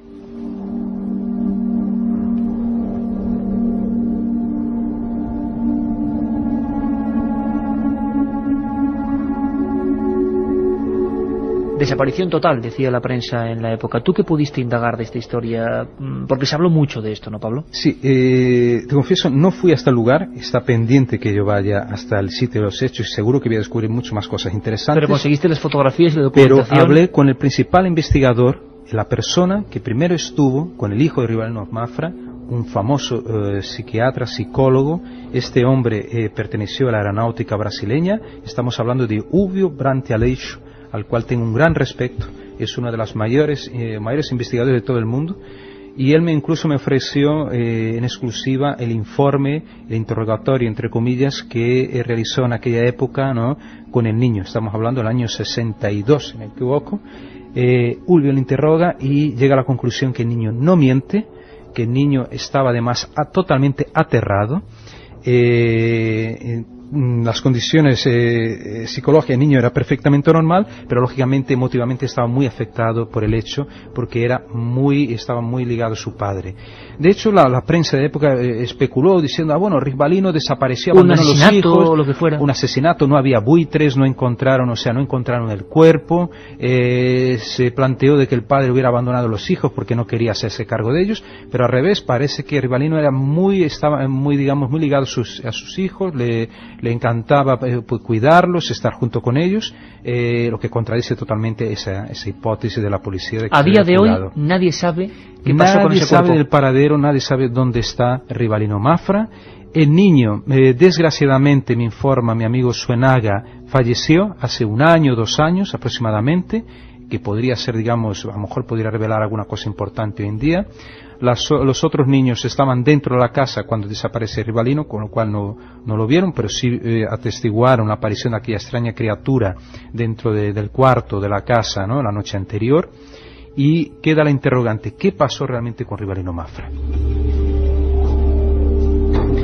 Yo decía que Las luces de la muerte de Pablo Villarrubia tenía una parte sobre todo en la que había que poner necesariamente el cartel de material forense que puede herir la sensibilidad. Es el caso de Guarapiranga. La ficha breve de este caso, Carmen. Todo ocurre el 29 de septiembre de 1988, a orillas de la presa de Guarapiranga, en la periferia de Sao Paulo, en Brasil. La víctima es Joaquín Sebastián Gonçalves. Tiene en esa fecha, ese 29 de septiembre, 53 años.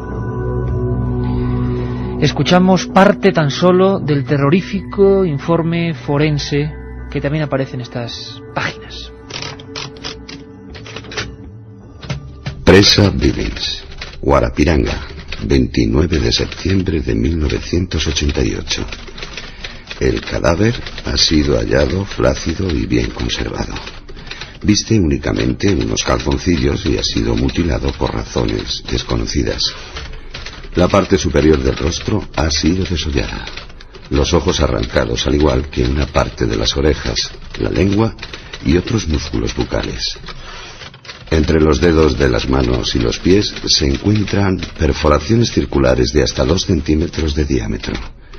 La piel del rostro fue cortada en una sección rectangular y se ha encontrado sobre ella una sustancia negra que no se ha podido identificar. Bajo las axilas hay 2 orificios de 4 centímetros efectuados con un objeto cortante circular y se le ha extirpado el ombligo.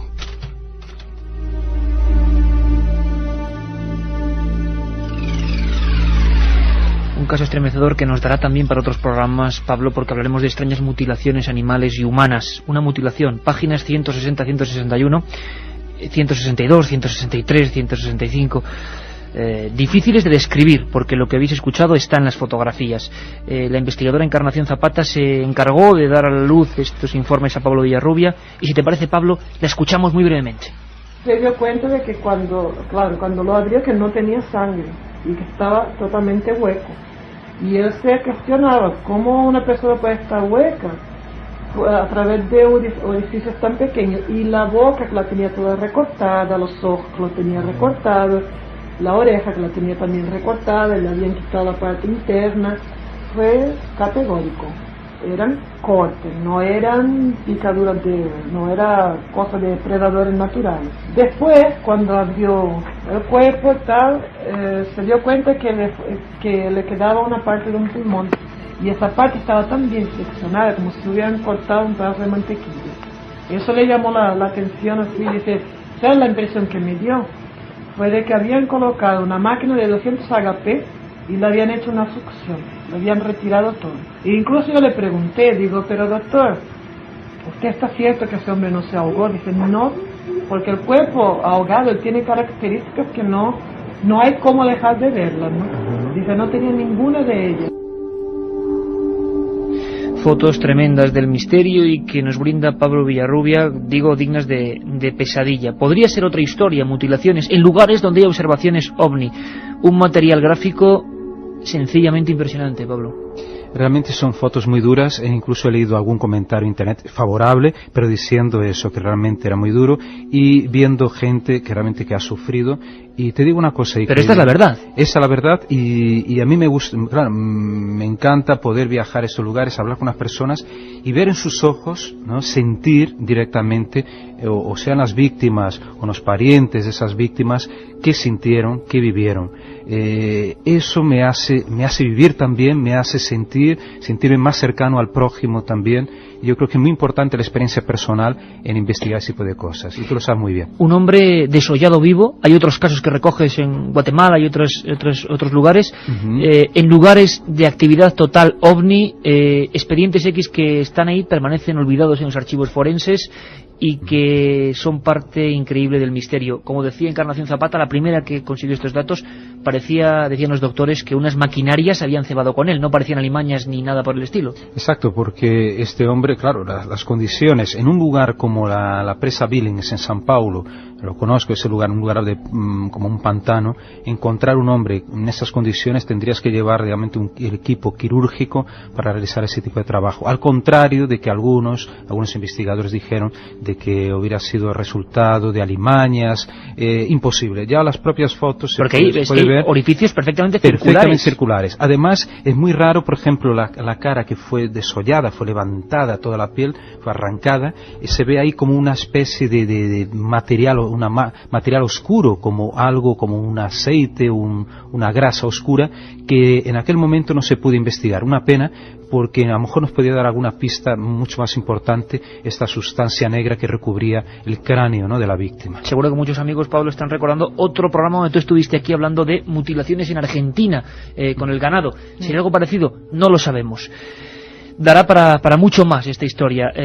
Carmen, Katia, vamos viendo mensajes. Primero los ganadores, si te parece, de ese libro, Las luces de la muerte. Los 3 ganadores han sido desde Penella, Valencia. Nos dice, ¿se conocen casos ufológicos en los polos, en el norte y el sur? En los polos yo no tengo constancia, Pablo. Bueno, de apariciones ufológicas en Antártida sí. Además el comandante Pericé, con el que pude hablar brevemente por teléfono, que estaba muy enfermo, de Argentina, sí que presenció apariciones de ovnis en la península Antártida, ¿no?, que pertenece, donde están las bases argentinas. El segundo libro de Las luces de la muerte, para Judith, que nos dice, yo ayer estuve en la charla en Pucela, por cierto, fue muy amena. ¿Para cuándo un programa en directo desde aquí, desde Valladolid? Pues cuando nos lo pidan en Valladolid, la cadena SER. Y Quique de Coruña es la tercera persona que se lleva este libro. ¿Qué sabéis sobre el manual Cometa de Francia, que está relacionado con control y defensa de ovnis agresivos? Bueno, sería otra historia. En el libro, además, ¿no? Hablo de informe Cometa, muy importante, escrito por varios oficiales de Francia, científicos y militares franceses, que prácticamente afirman que existen extraterrestres, casi afirman eso en este informe. Más cosas, Carmen. Muchos amigos que nos han escrito y que vieron lo mismo que nosotros ayer vimos, esa especie de meteoro cayendo. No fastidies. No pongas esa cara, nos dan una explicación. Pablo de Vigo, estamos en el máximo de la lluvia de meteoros draconidas. Pues oye, lo que visteis fue un bólido de esta lluvia. Bueno, pues soy testigo de un bólido. Mira, por fin soy sin testigo de algo. Sergio de Leganés nos dice que hace ruta de Madrid a Benavente, y ayer sobre las 2 de la madrugada vio en Guadarrama lo mismo que vosotros. Pensé que era una estrella fugaz, pero demasiado Es tremendo esto de los oyentes, Pablo, cómo van aportando cada cosa. Cuéntanos, Carmen. Un oyente nos apunta, se parece mucho a los supervivientes de Hiroshima y Chernobyl. Exacto. Es verdad. Los efectos, si ves las fotos de radiación y las comparas con las fotos que aparecen en el libro de Pablo, te vas a dar cuenta de que el agente energético parece el mismo. José Enrique Fuentevaqueros nos dice que la NASA está más de 150 años adelantada a la tecnología civil. No podrían ser las apariciones de experimentos. Bueno, un día hablaremos del doctor Persinger, lo hemos dejado porque había mucha historia de inducir mecánicamente apariciones, y eso es lo que dicen, que la tecnología militar siempre va muy por delante de la civil. Paco desde Barcelona, el ovni de la escala, 2 policías sufrieron secuelas, uno beneficiosa, el otro desarrolló enfermedades. Cierto, el célebre caso ovni de la escala. El último mensaje, Katia. Y Luis nos dice que dicen de estos casos los representantes institucionales de los territorios afectados por estos hechos. Habitualmente no se pronuncian, porque esto siempre queda en el archivo oscuro. Pablo, compañero, que mil gracias por este programa de hoy y por brindarnos todas estas investigaciones en este libro, Las luces de la muerte, que hay que decir, para mí el manual del investigador. Gracias a vosotros, precisamente por el profesionalismo que tenéis y poder llevar a toda España, ¿no? Y a otros países incluso, que ya he escuchado el programa en Francia, se ha escuchado este tipo de información que, a pesar de ser muy dura, es muy importante que sepamos que existe algo más allá. Hasta el domingo, un abrazo, amigos. Un mundo críptico, digo, para las personas que bueno, sabemos jugar, como es mi caso, a duras penas. Carmen, ¿tú sabes jugar al ajedrez?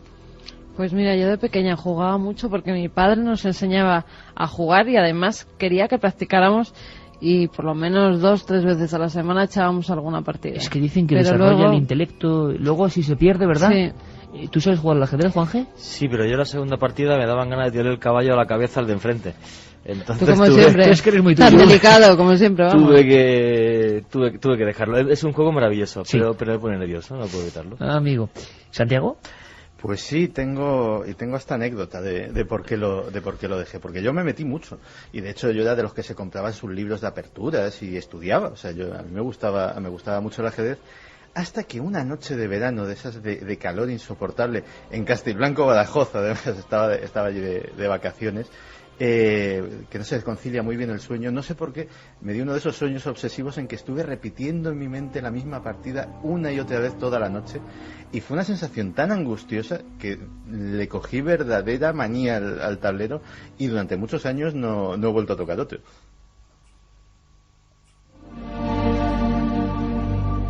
Está realmente inspirado Santiago Camacho hoy, ¿eh? Con unas historias curiosas. Esa escena del sueño, es que claro, la conexión mente-ajedrez, mente contra máquina, lo decíamos, 2 bloques y el mundo entero viendo una partida. Hay una sorpresa con Carlos Largo, que está aquí ahora. Carlos, ¿tú ajedrez? Buenas noches. Muy buenas noches, Iker. Pues un poquito. De pequeño también lo típico, en torneos del colegio, pero tengo que decir que casi siempre perdía. Claro, hay un momento en que se desconecta uno, ¿verdad? Y hay gente que... El niño prodigio, que de repente a los 7-8 años es un genio. ¿Qué pasa? Hay una película maravillosa, una película absolutamente maravillosa. Esperando a Bobby Fischer es, ¿no? La película. La vimos hace poco. Yo creo que la vi ya hace tiempo, pero la volvimos a recuperar gracias a nuestro querido amigo Fernando Rodríguez, productor de nuestro programa de televisión. Y caramba, la historia de un niño, del adictorio, del ajedrez, de algo intuitivo, algo que no se enseña y que de repente los niños saben, es una estrategia complicadísima. Es como la lógica, el sudoku, en fin, no sé, 1000 cosas metidas ahí. Y ese niño además, con su voz en off, hacía algo que me ponía los pelos de punta, y es que se refería a uno de los grandes personajes misteriosos de la historia, excéntricos, geniales, raros, y que queremos recordar. En esa película ese niño hablaba de Bobby Fischer, esa especie de fantasma y a la vez ídolo. Digo fantasma porque desapareció también prácticamente del ámbito público en el momento de máximo esplendor. Se convirtió en el paladín de América que vencía a Rusia en el ajedrez, la batalla espacial y la batalla en el tablero al mismo tiempo. Ese niño hablaba así.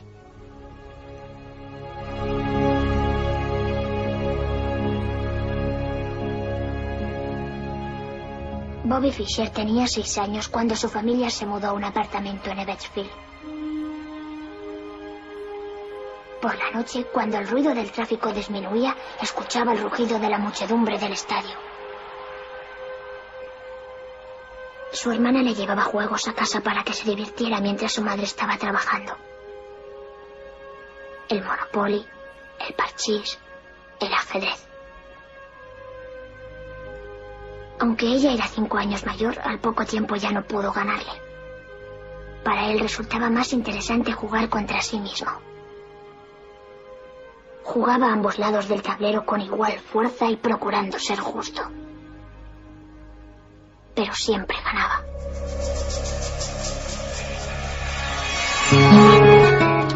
Yeray Martínez, ¿tú al ajedrez le pegas o no?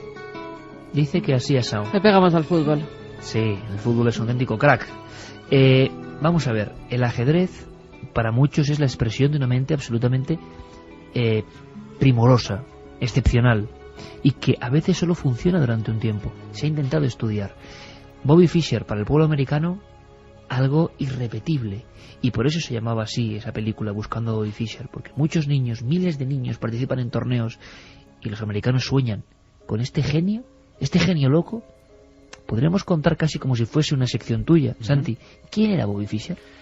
Bobby Fischer era, pues posiblemente, el mejor jugador de ajedrez de la historia. Al menos la inmensa mayoría de los historiadores del ajedrez le siguen considerando como tal. Nació en 1943, murió hace muy poco, en 2008. Y efectivamente empezó su carrera casi como niño prodigio.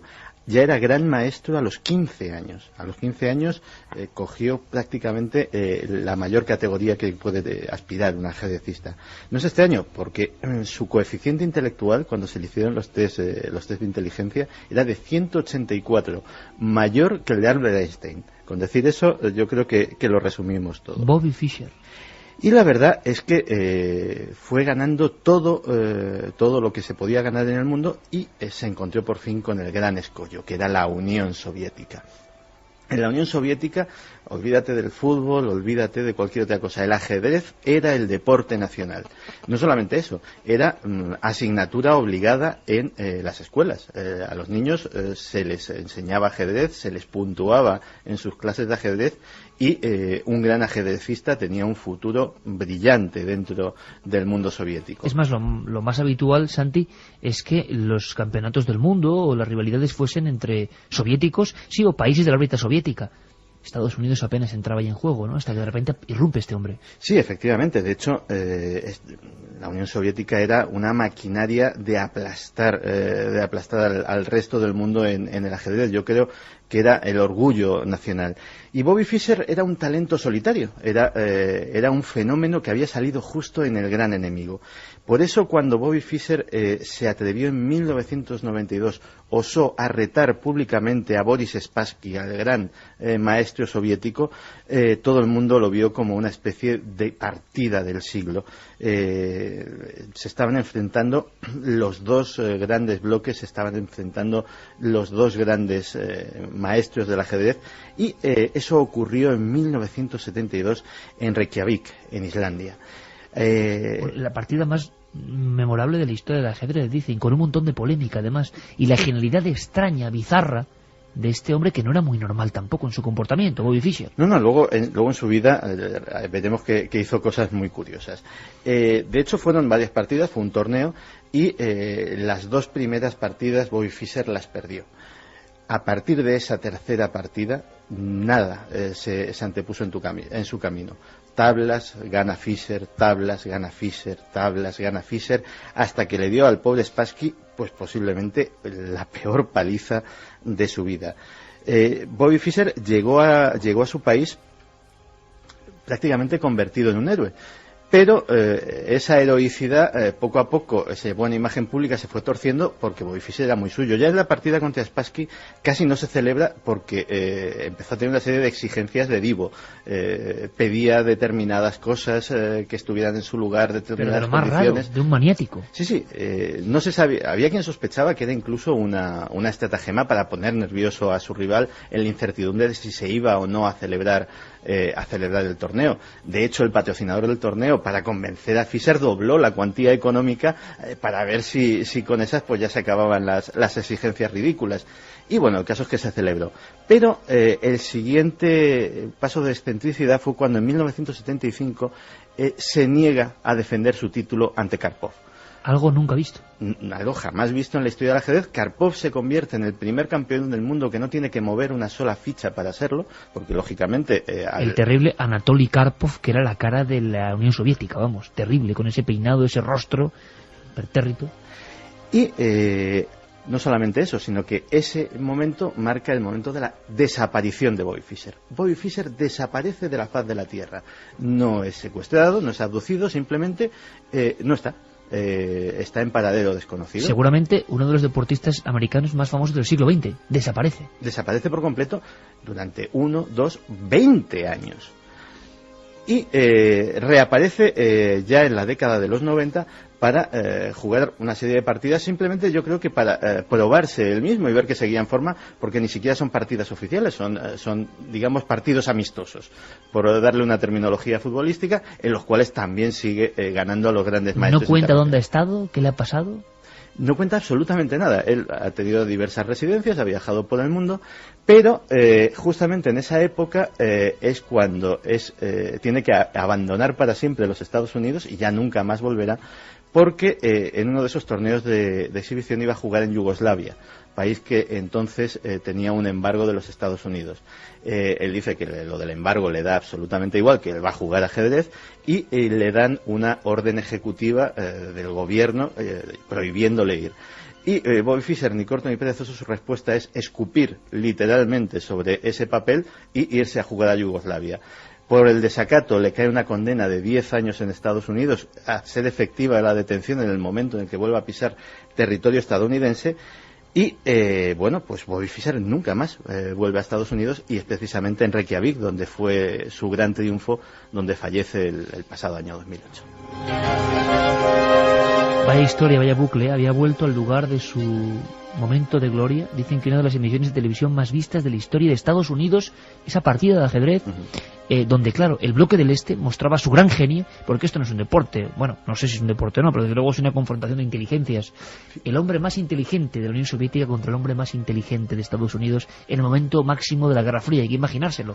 Fíjate, Iker, que yo me acuerdo, yo tendría 7 años, pero me acuerdo perfectamente, claro, una de las cosas que hacen todos los niños es ver televisión a todas horas. En los telediarios de la 1, todos los días en la sección de deportes se da el resumen de la partida. La partida del siglo. Y había un señor, el comentarista deportivo, que ignoro el nombre que sería en aquel momento, que con un tablero de ajedrez enorme detrás iba moviendo y explicando a la inmensa mayoría de legos en el tema, pues qué era lo que había sucedido ese día. Durante esa época, durante 1972, yo creo que todo el mundo fue un poquito experto en ajedrez gracias a esa partida. Bueno, y es que el ajedrez va mucho más allá. ¿Por qué hablamos de ajedrez? Porque ha habido genios excéntricos, locos, personas que dicen que se han quedado perdidas en el mundo del ajedrez. Muchos de los grandes campeones han sido personas que han perdido sus facultades, que de pronto, para el resto de los mortales, se han encerrado en un autismo extraño, que no salen de ahí. La excepcional película Buscando a Bobby Fischer contaba como uno de los profesores de ajedrez intentaba desviar los deseos de un padre de convertir a su hijo en campeón, mostrándole cómo estaban muchos campeones, perdidos en una especie de limbo. Solo veían jugadas, repetían con el lápiz en la libreta constantemente, desayunando, comiendo, cenando, solo pensaban en ajedrez. El tablero era su vida. ¿Qué pasaba ahí? ¿Cómo Bobby Fischer hizo lo que hizo? ¿Tanta gente le esperaba? Bueno, en España hemos tenido historias tremendas, pero antes de que nos la cuente Carlos Largo, ha hablado con un niño prodigio del ajedrez, Carlos Largo, una de esas inteligencias sorprendentes. Uno de los mayores éxitos de la historia de la literatura de bestseller reciente es Catherine Neville, el 8, tiene el ajedrez como fondo. Habéis podido estar con ella, habéis podido saber un poco su historia, y Santi nos contaba cosas sorprendentes, Catherine Neville. Sí, la verdad es que Catherine Neville es un personaje que no es casual que haya sido autora de bestsellers, porque si algo se trasluce de sus palabras y de sus páginas también, cuando se leen sus obras, es que se mete o se ha metido en algo que le apasiona. Ella contaba que el ajedrez es una cosa que le ha llamado mucho la atención, junto con la alquimia, curiosamente. Y la verdad es que tanto el 8 como esta continuación que ha venido ahora a España a presentar. El 8 era un libro de enigma que arrasó millones de ejemplares en todo el mundo con el ajedrez de fondo. Sí, con un juego de ajedrez en concreto, con un conjunto de fichas, ¿no?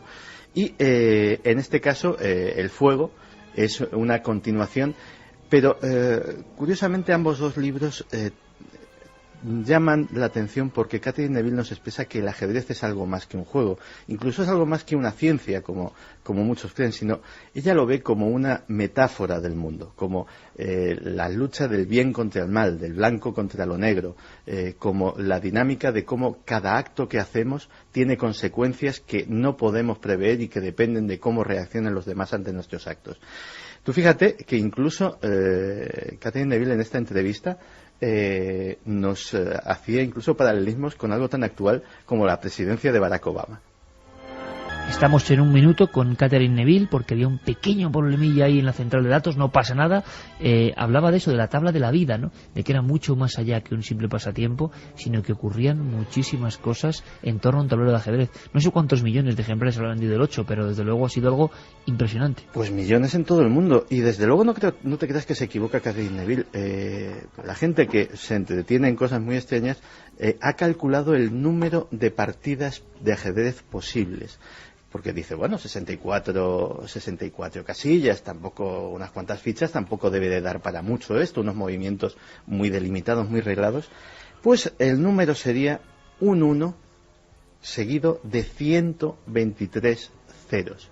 Ese es el número de partidas de ajedrez posibles que hay. Para hacernos una idea, hay más partidas de ajedrez posibles que átomos en el universo.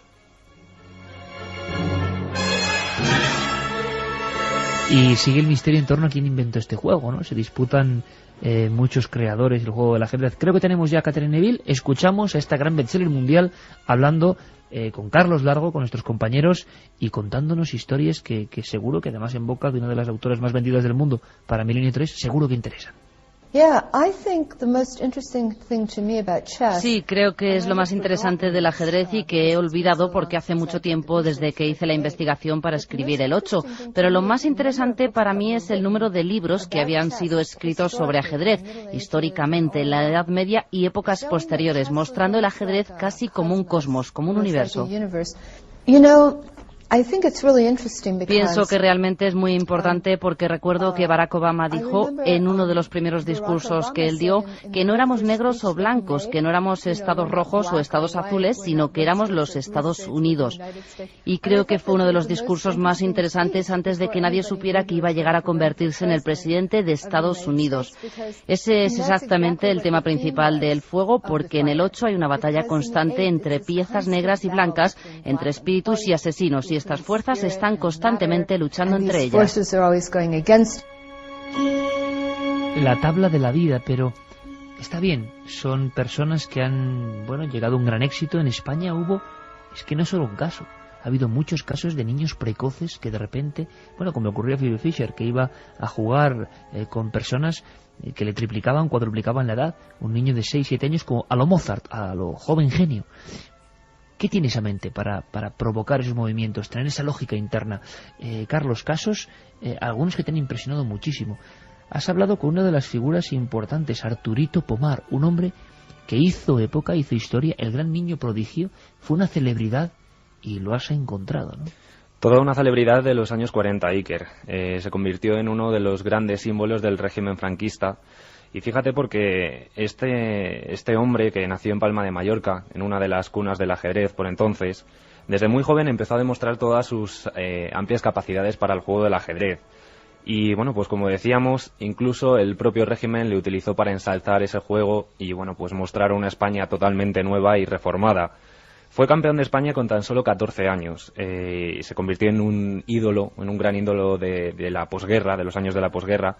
Y todo comenzó por un viaje que realizó desde Palma de Mallorca a la capital, a Madrid. Aquí empezaría todo su periplo, todos sus campeonatos, todas sus victorias. Y fíjate porque se convirtió en uno de los grandes personajes rodeándose de los grandes dirigentes de la época y grandes artistas, incluso llegó a conocer. Arturo dedicó toda su vida al mundo del ajedrez. Sin embargo, no recibió todo el apoyo suficiente que necesitaría un chico de su edad para lograr ser campeón, como fue. Actualmente, fíjate, Arturo nos lo hemos encontrado residiendo en Barcelona con 77 años y ya está retirado de todos los éxitos que le motivaron a convertirse en este famoso jugador. También sufre una grave enfermedad mental que este motivo también causó que se retirara de todo este mundo profesional. O sea, pudo llegar a mucho más y el cerebro le causó una mala pasada. Sí, totalmente. Esa grave enfermedad impidió que pudiera continuar todos esos grandes avances que estaba experimentando Arturo.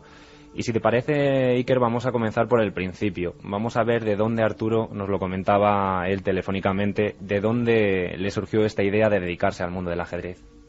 Era de niño, iba a un colegio, al colegio de los jesuitas de Palma de Mallorca, y así, de esa manera me inicié en el juego. De ver jugar a mi padre y mi abuelo. Jugaban cada día. Y yo cuando estaba jugando en el patio, pues luego lo dejaba y me iba a verlo jugar la partida. Ellos estaban, mi abuelo estaba empleado en una fábrica y había un patio muy amplio. Y allí se ponían a jugar y yo estaba jugando con los otros niños y en cuanto sabía que estaban jugando lo dejaba todo y me iba a verlo jugar a ellos.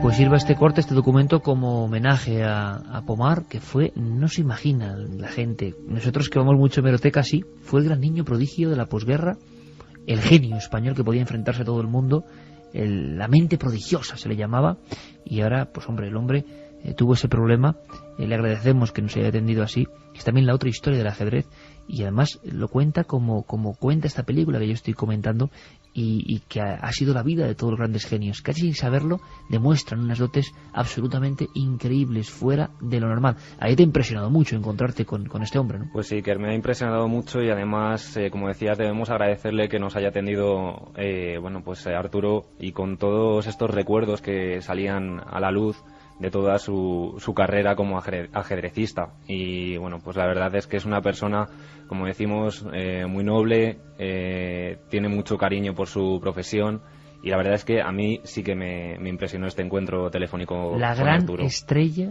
que bueno, es un poco la otra cara, ¿no?, de las cosas que a veces ocurren, pero es que en España hemos tenido, no solo fue Arturito Pomar, campeón de España, 14 años, ídolo infantil, había carteles que animaban a los niños a ser como Arturo Pomar. Ha habido otros casos sorprendentes de genios españoles del ajedrez desde tiempo muy antiguo, y muchos piensan que era la única forma de que mentes realmente superiores a las demás en lógica e inteligencia desarrollaran su potencial. Sí, además desde el siglo XVI, desde una edad muy temprana. Por ejemplo, Ruiz López de Segura era un clérigo español que nació en Zafra, en Badajoz, en el año 1540. Participó en varios torneos reales, y muchos, fíjate, le consideran como el campeón de ajedrez más antiguo de toda Europa, porque bueno, pues ganó uno de los primeros torneos que se celebraban en Roma. O sea, que ya había torneos en el siglo XVI. En el siglo XVI, concretamente en Roma, que era una de las cunas del ajedrez por entonces. Y hasta que perdió en 1575 precisamente con un italiano, con Leonardo da Cutri, y hasta que moriría 5 años después en Madrid, aquí en la capital. Y lo curioso de todo es que todavía le recuerdan en el mundo del ajedrez, porque uno de sus obras, el libro de la invención liberal y arte del juego del ajedrez del año 1561, es uno de los ejemplares más utilizados en este ámbito. ¿Todavía hoy? Sí. A mí me parece un mundo increíble. Yo desde luego no sé de este arte o esta ciencia. Santi seguro que sabe bastante más, pero desde luego, claro, lo que todo el mundo pensó cuando la informática iba creciendo era enfrentar ya al hombre con la máquina. Y lo que antes había sido, que no podemos imaginar, las tensiones que hubo entre el bloque occidental y el bloque del este con aquella partida. Bueno, pues eso mismo se repitió, Santi, de repente con hombre contra máquina. La gente decía que las máquinas iban a superar a los seres humanos, se hablaba de eso. ¿Y dónde se llevó todo eso a cabo? De un tablero de ajedrez, ante una nueva partida, una partida absolutamente mítica, o varias partidas. Sí, qué hombre y qué máquina, porque el hombre era, si notable fue Bobby Fischer, Garry Kasparov es posiblemente a lo mejor el segundo ajedrecista más carismático de la historia. Kasparov, además, que era el niño terrible de la Unión Soviética. Igual que las partidas entre Fischer y Spassky mostraban la tensión entre bloques, cuando se enfrentaron el anticomunista Kasparov y el acérrimo comunista Karpov, los dos bajo la misma bandera. Bueno, Kasparov no aquellas partidas, Karpov-Kasparov. Kasparov no quería competir bajo la bandera soviética. ¿No quería? No quería, porque él era de hecho, a día de hoy es uno de los disidentes contra Putin más activos y más importantes. Pues fue también una metáfora de la caída de la Unión Soviética, de cómo desde lo más íntimo y lo más importante que tenía el deporte soviético en aquel momento, también ese desgajamiento se iba viendo. Y las hazañas de Kasparov, que fue el primer ajedrecista que hizo la proeza de hacer partidas múltiples con los equipos nacionales de otra nación, como Israel o como Alemania, todos sentados, cada uno jugando una partida, y él contra todos, y ganarlos a todos. ¿quién mejor que él para enfrentarse a la gran bestia negra que era el ordenador? ¿Quién era ese ordenador? ¿Qué era ese ordenador? El primero, ordenadores o máquinas que han jugado al ajedrez, ha habido historias desde siempre. Yo creo que la primera es el turco de Kempel en 1836. Claro, el ajedrecista, ¿no? El ajedrecista, que era un timo. El turco en realidad era un enano con un montón de libros de ajedrez metido en una posición incómoda dentro de una cajonera y que movía una marioneta, que era el turco. Y el bueno de Kempelen era un timador acérrimo y utilizó este mecanismo para tomarle el pelo a muchísima gente, entre ellos a Edgar Allan Poe, que escribió sobre el tema. Pero una vez fue avanzando la informática, sí que hubo máquinas que de verdad jugaban al ajedrez. Al principio de manera anecdótica, pero según fue avanzando la informática, cada vez el desafío era mayor. Y el mayor desafío tenía nombre y se llamaba Deep Blue. Y Deep Blue fue un aparato desarrollado por la IBM solamente con un propósito, que era ser la primera máquina que gana un campeón mundial de ajedrez.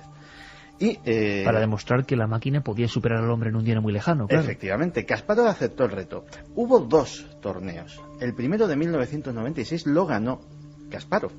Siempre nos quedamos con el siguiente. Pero IBM pidió una revancha, hicieron unos ajustes en la programación de la máquina y en 1997 ganó Deep Blue. Luego, unos años más tarde, hubo otra partida contra Deep Junior, que era un descendiente de Deep Blue, también con Kasparov, y quedaron en tablas, ganaron ambos dos. Y el último caso es de apenas hace unos años, Vladimir Kranich, que ha jugado contra una máquina ya muchísimo más desarrollada que se llama Deep Fritz, y Deep Fritz también ha ganado. O sea que en el cómputo global gana la máquina. En general los expertos no se ponen de acuerdo porque el hombre puede equivocarse, cosa que la máquina no hace. Pero la máquina muchas veces se obceca en líneas de razonamiento completamente inútiles. Pero como es lo que le indica su programación, lo que tiene que hacer, se obceca en ellas, las lleva hasta el final y es muchas veces lo que aprovechan los jugadores humanos para ganar. En el caso de Kasparov contra Deep Blue, siempre se dijo que IBM había hecho trampa. Y me explicaré. Kasparov nunca había jugado contra Deep Blue, pero en esos ajustes que le hicieron al ordenador, lo que le metieron fue todo el archivo de partidas de toda la historia de Kasparov. Con lo cual la máquina conocía perfectamente el estilo del gran maestro. Pero da un poco de miedo, ¿no? Que la máquina gane al hombre. Yo creo que es una escena terrorífica. Pero es que hay una cosa muy curiosa. Yo es que seguí mucho esta historia en aquella época, porque aunque no juego bien al ajedrez, sí me interesaba mucho el desafío máquina-hombre. Vamos a ver, un gran campeón como Karpov o Kasparov son capaces de calcular mentalmente entre 22 y 24 movimientos suyos más los del contrario, 48 en total, ¿eh? 48 movimientos con sus posibles variantes. O sea, fíjate la mente de un señor como Karpov o Kasparov. La máquina, básicamente, lo que hicieron con Deep Blue era que llegase a esos 22, 24 movimientos. El cómo le ganó Kasparov y todo esto y tal, vamos a ver, porque efectivamente hay manuales de ajedrez de cómo se puede ganar. Además dicen que las partidas Karpov-Kasparov fueron así. Karpov era lo cuadriculado, lo perfecto, y Kasparov era, digamos, la creatividad, ¿no? El ser capaz de cambiar. Entonces, en algunas declaraciones, Kasparov decía que en cuanto dejó a la máquina, la primera que le ganó, le jugó de forma no convencional, fue cuando la volvió loca. No sabía calcular la lógica contra la ilógica, ¿no? Claro, si tú a la máquina le jugabas siempre a la lógica, iba con esa te ganaba. Pero de repente, si hacías algo completamente ilógico, la máquina no se volvía loca, no sabía cómo reaccionar. Entonces, así fue como comentó que le ganó a la primera gran máquina, de esa forma. Entonces, muy posiblemente, IBM lo que hizo fue, cuando reajustó, es decir, vamos a meterle movimientos ilógicos que pueda haber, más cosas que ha hecho Kasparov, para romper su creatividad. Pero realmente es como dice Santi, o sea, el que una vez un genio haya perdido contra la máquina no significa siempre ya que la máquina nos va a ganar siempre, sino que el hombre todavía le quedarán muchos trucos para poder luchar. Hay una esperanza, y es que efectivamente el ajedrez es un gran juego, pero tiene sus limitaciones también, a pesar de este número estratosférico de partidas que hemos dicho. Hay un juego que es el Go, que es un juego muy popular en Oriente, que se juega en un tablero de 19 líneas cuadrado, horizontales y verticales, y con un montón de piedrecitas blancas y negras, que las máquinas no han sido todavía capaces de ganar al hombre. Los grandes maestros del Go también han hecho en Oriente este mismo experimento, y los ordenadores pierden con una facilidad abrumadora, porque el número de variaciones en el Go es muchísimo mayor que en el ajedrez todavía. La capacidad de cálculo para tenerlo absolutamente todo previsto es infinitamente mayor, y sobre todo el Go es un juego de inspiración. La inspiración, eso tan etéreo que tenemos los seres humanos, juega un papel fundamental en esa estrategia. Todavía no es diferencia de la herramienta, de la máquina, ¿no? Sí, oye, yo, por ejemplo, tengo un Go en casa, un ajedrez no, pero sí tengo un Go, y es que el Go tiene toda una... Bueno, aparte que es matemática pura, para que se haga la gente una idea, el Go lo que consiste es en que tú ganes con la posición de tu ficha más terreno que tu adversario. Es el juego que se ve en una mente prodigiosa, que siempre están jugando. Ese es el Go. Claro, y cómo tantos genios vinculan, no sé si su fuerza o su, vamos a decirlo así, cantidad excesiva de inteligencia o de potencia en estos juegos. Incluso hubo historias terribles de gente que intentó generar genios. Tú me lo contabas antes, Carlos, gente que intentó generar niños prodigio. Sí, efectivamente, pero permíteme, Iker, también que haga un pequeño inciso, porque aprovechando, bueno, pues que Santi ha sacado a la luz el tema de Deep Blue, tenemos, fíjate, hemos hablado de Arturo Pomar, con el que hemos conversado gracias también a la ayuda del compañero Fermín Agustí. Tenemos a otro español también, a Miguel Illescas, que precisamente es un gran jugador de ajedrez y al mismo tiempo programador informático, que en el año 97 fue contratado por IBM para formar parte de ese proceso de creación de la máquina Deep Blue que como decía Santi, un español estuvo creando esa Kasparov, máquina. Efectivamente. Y teníamos ese dato, y bueno, pues también de lo que hablabas tú anteriormente, de ese proceso de creación de grandes genios, tenemos el nombre de Judith Polgar, una ajedrecista húngara que nació en el año 76 y que aprendió a jugar gracias a su padre, a Laszlo Polgar. Laszlo Polgar era un psicólogo húngaro que quiso demostrar al mundo que se podía crear un gran genio desde muy pequeñito, pero sobre todo a través de un proceso de especialización. Para todo ello, ¿qué hizo Laszlo Polgar? Pues llegó a concertar una boda con una amiga suya que era pedagoga, tuvieron 3 hijas, y a esas 3 hijas las fueron enseñando a aprender. Es un experimento como de laboratorio, ¿no? Eso es, totalmente. A la primera hija, Susan, pues fíjate, con tan solo 4 años ya creaba sus propios problemas de ajedrez. ¿Con 4 años? Con 4 años. Sofía, con 14, ya asombró también con grandes resultados en otro torneo de Roma, del que hablábamos ya anteriormente. Y Judith, que actualmente ocupa el año pasado, en el 2008, el número 27 del mundo, y consiguió con tan solo 15 años el título de Gran Maestro Internacional, pues se ha convertido, es la más pequeña de todos, pero se ha convertido sin embargo, en el símbolo de todo este experimento. Niños prodigio que siguen intentando demostrar que su cerebro no tiene límite. Es una historia absolutamente maravillosa, y también lo que contaba esa película, Buscando a Bobby Fischer, cómo muchos se quedan atrapados en una especie, no pocos campeones, hay que decirlo, han perdido sus facultades y han enloquecido. En fin, es un tema apasionante. ¿Qué pasará en la siguiente partida, si es que la hay, de máquina contra hombre? Vamos muy deprisa y luego, si no, igual tenemos mensajes donde hay mucha gente que me dice Carmen que sí, que le gusta el ajedrez seguro. ¿Qué pasará en la siguiente con los ordenadores de hoy en día? Pero es que Juanje tiene que llevarnos a un lugar terrible, distinto y terrible. Antes de que Juanje nos lleve por esos lares, vamos a conectar con Nacho Ares. Vamos a intentar saber qué ha pasado en la historia, porque han pasado muchas cosas. Son 4 minutos, un boletín informativo, pero que viaja en el túnel del tiempo.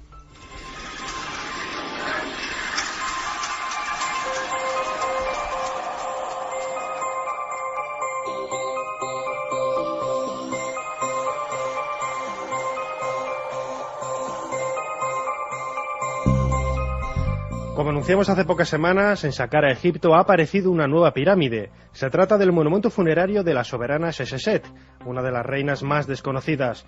Nos lo cuenta el doctor Zahid Hawass, director general del Consejo Superior de Antigüedades de Egipto.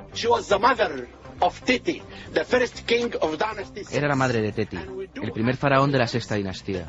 Y tenemos evidencias de que el nombre de esta reina aparece escrito sobre un papiro médico, en donde solicitaba un tratamiento para cuidarse el cabello, con el cual tenía problemas. Y esta es la razón por la que pensamos que se trata de un descubrimiento importante.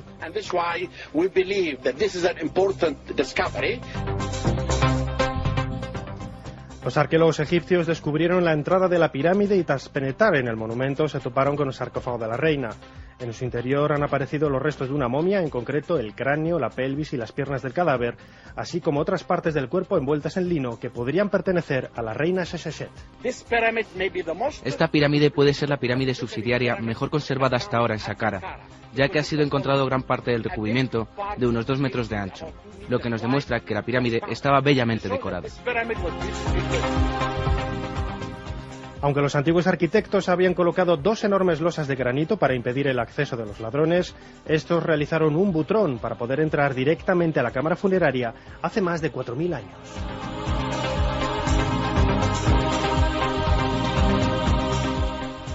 Un estudio ha revelado la conexión genética existente entre el pueblo que habitó el norte de Perú hace más de 1000 años y Japón. Los análisis realizados por investigadores japoneses en restos humanos hallados en tumbas del santuario histórico del Bosque de Pomas no deben llamarnos tanto la atención.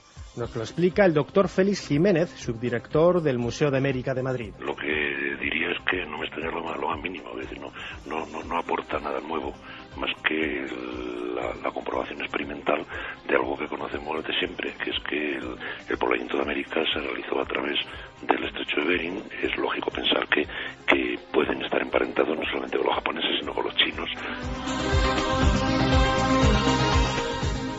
Los estudios continuarán con los descendientes de la cultura mochica en la misma región del norte de Perú. Los arqueólogos creen que el valor de estos datos estriba en la confirmación de que habitantes de Asia se asentaron en América y dieron pie a la eclosión de la cultura del Nuevo Mundo. Sin embargo, llama la atención que no existan paralelismos artísticos ni culturales con Japón. Es absurdo pensar que alguien que llega con la suficiente potencia como para influir de forma determinante en una cultura, como era la cultura mochica, podía pasar desapercibido y no introducir elementos que fueran fácilmente identificables como procedentes del área del Japón.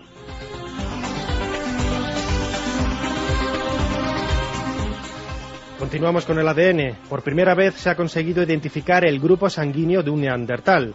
En este caso es el de un donante universal del grupo sanguíneo 0, perteneciente a un individuo de hace 50.000 años de la cueva asturiana de Sidrón. Los investigadores españoles del CSIC acaban de publicar el resultado de sus trabajos en una revista científica. Con este nuevo paso cada vez conocemos más el perfil de la especie neandertal.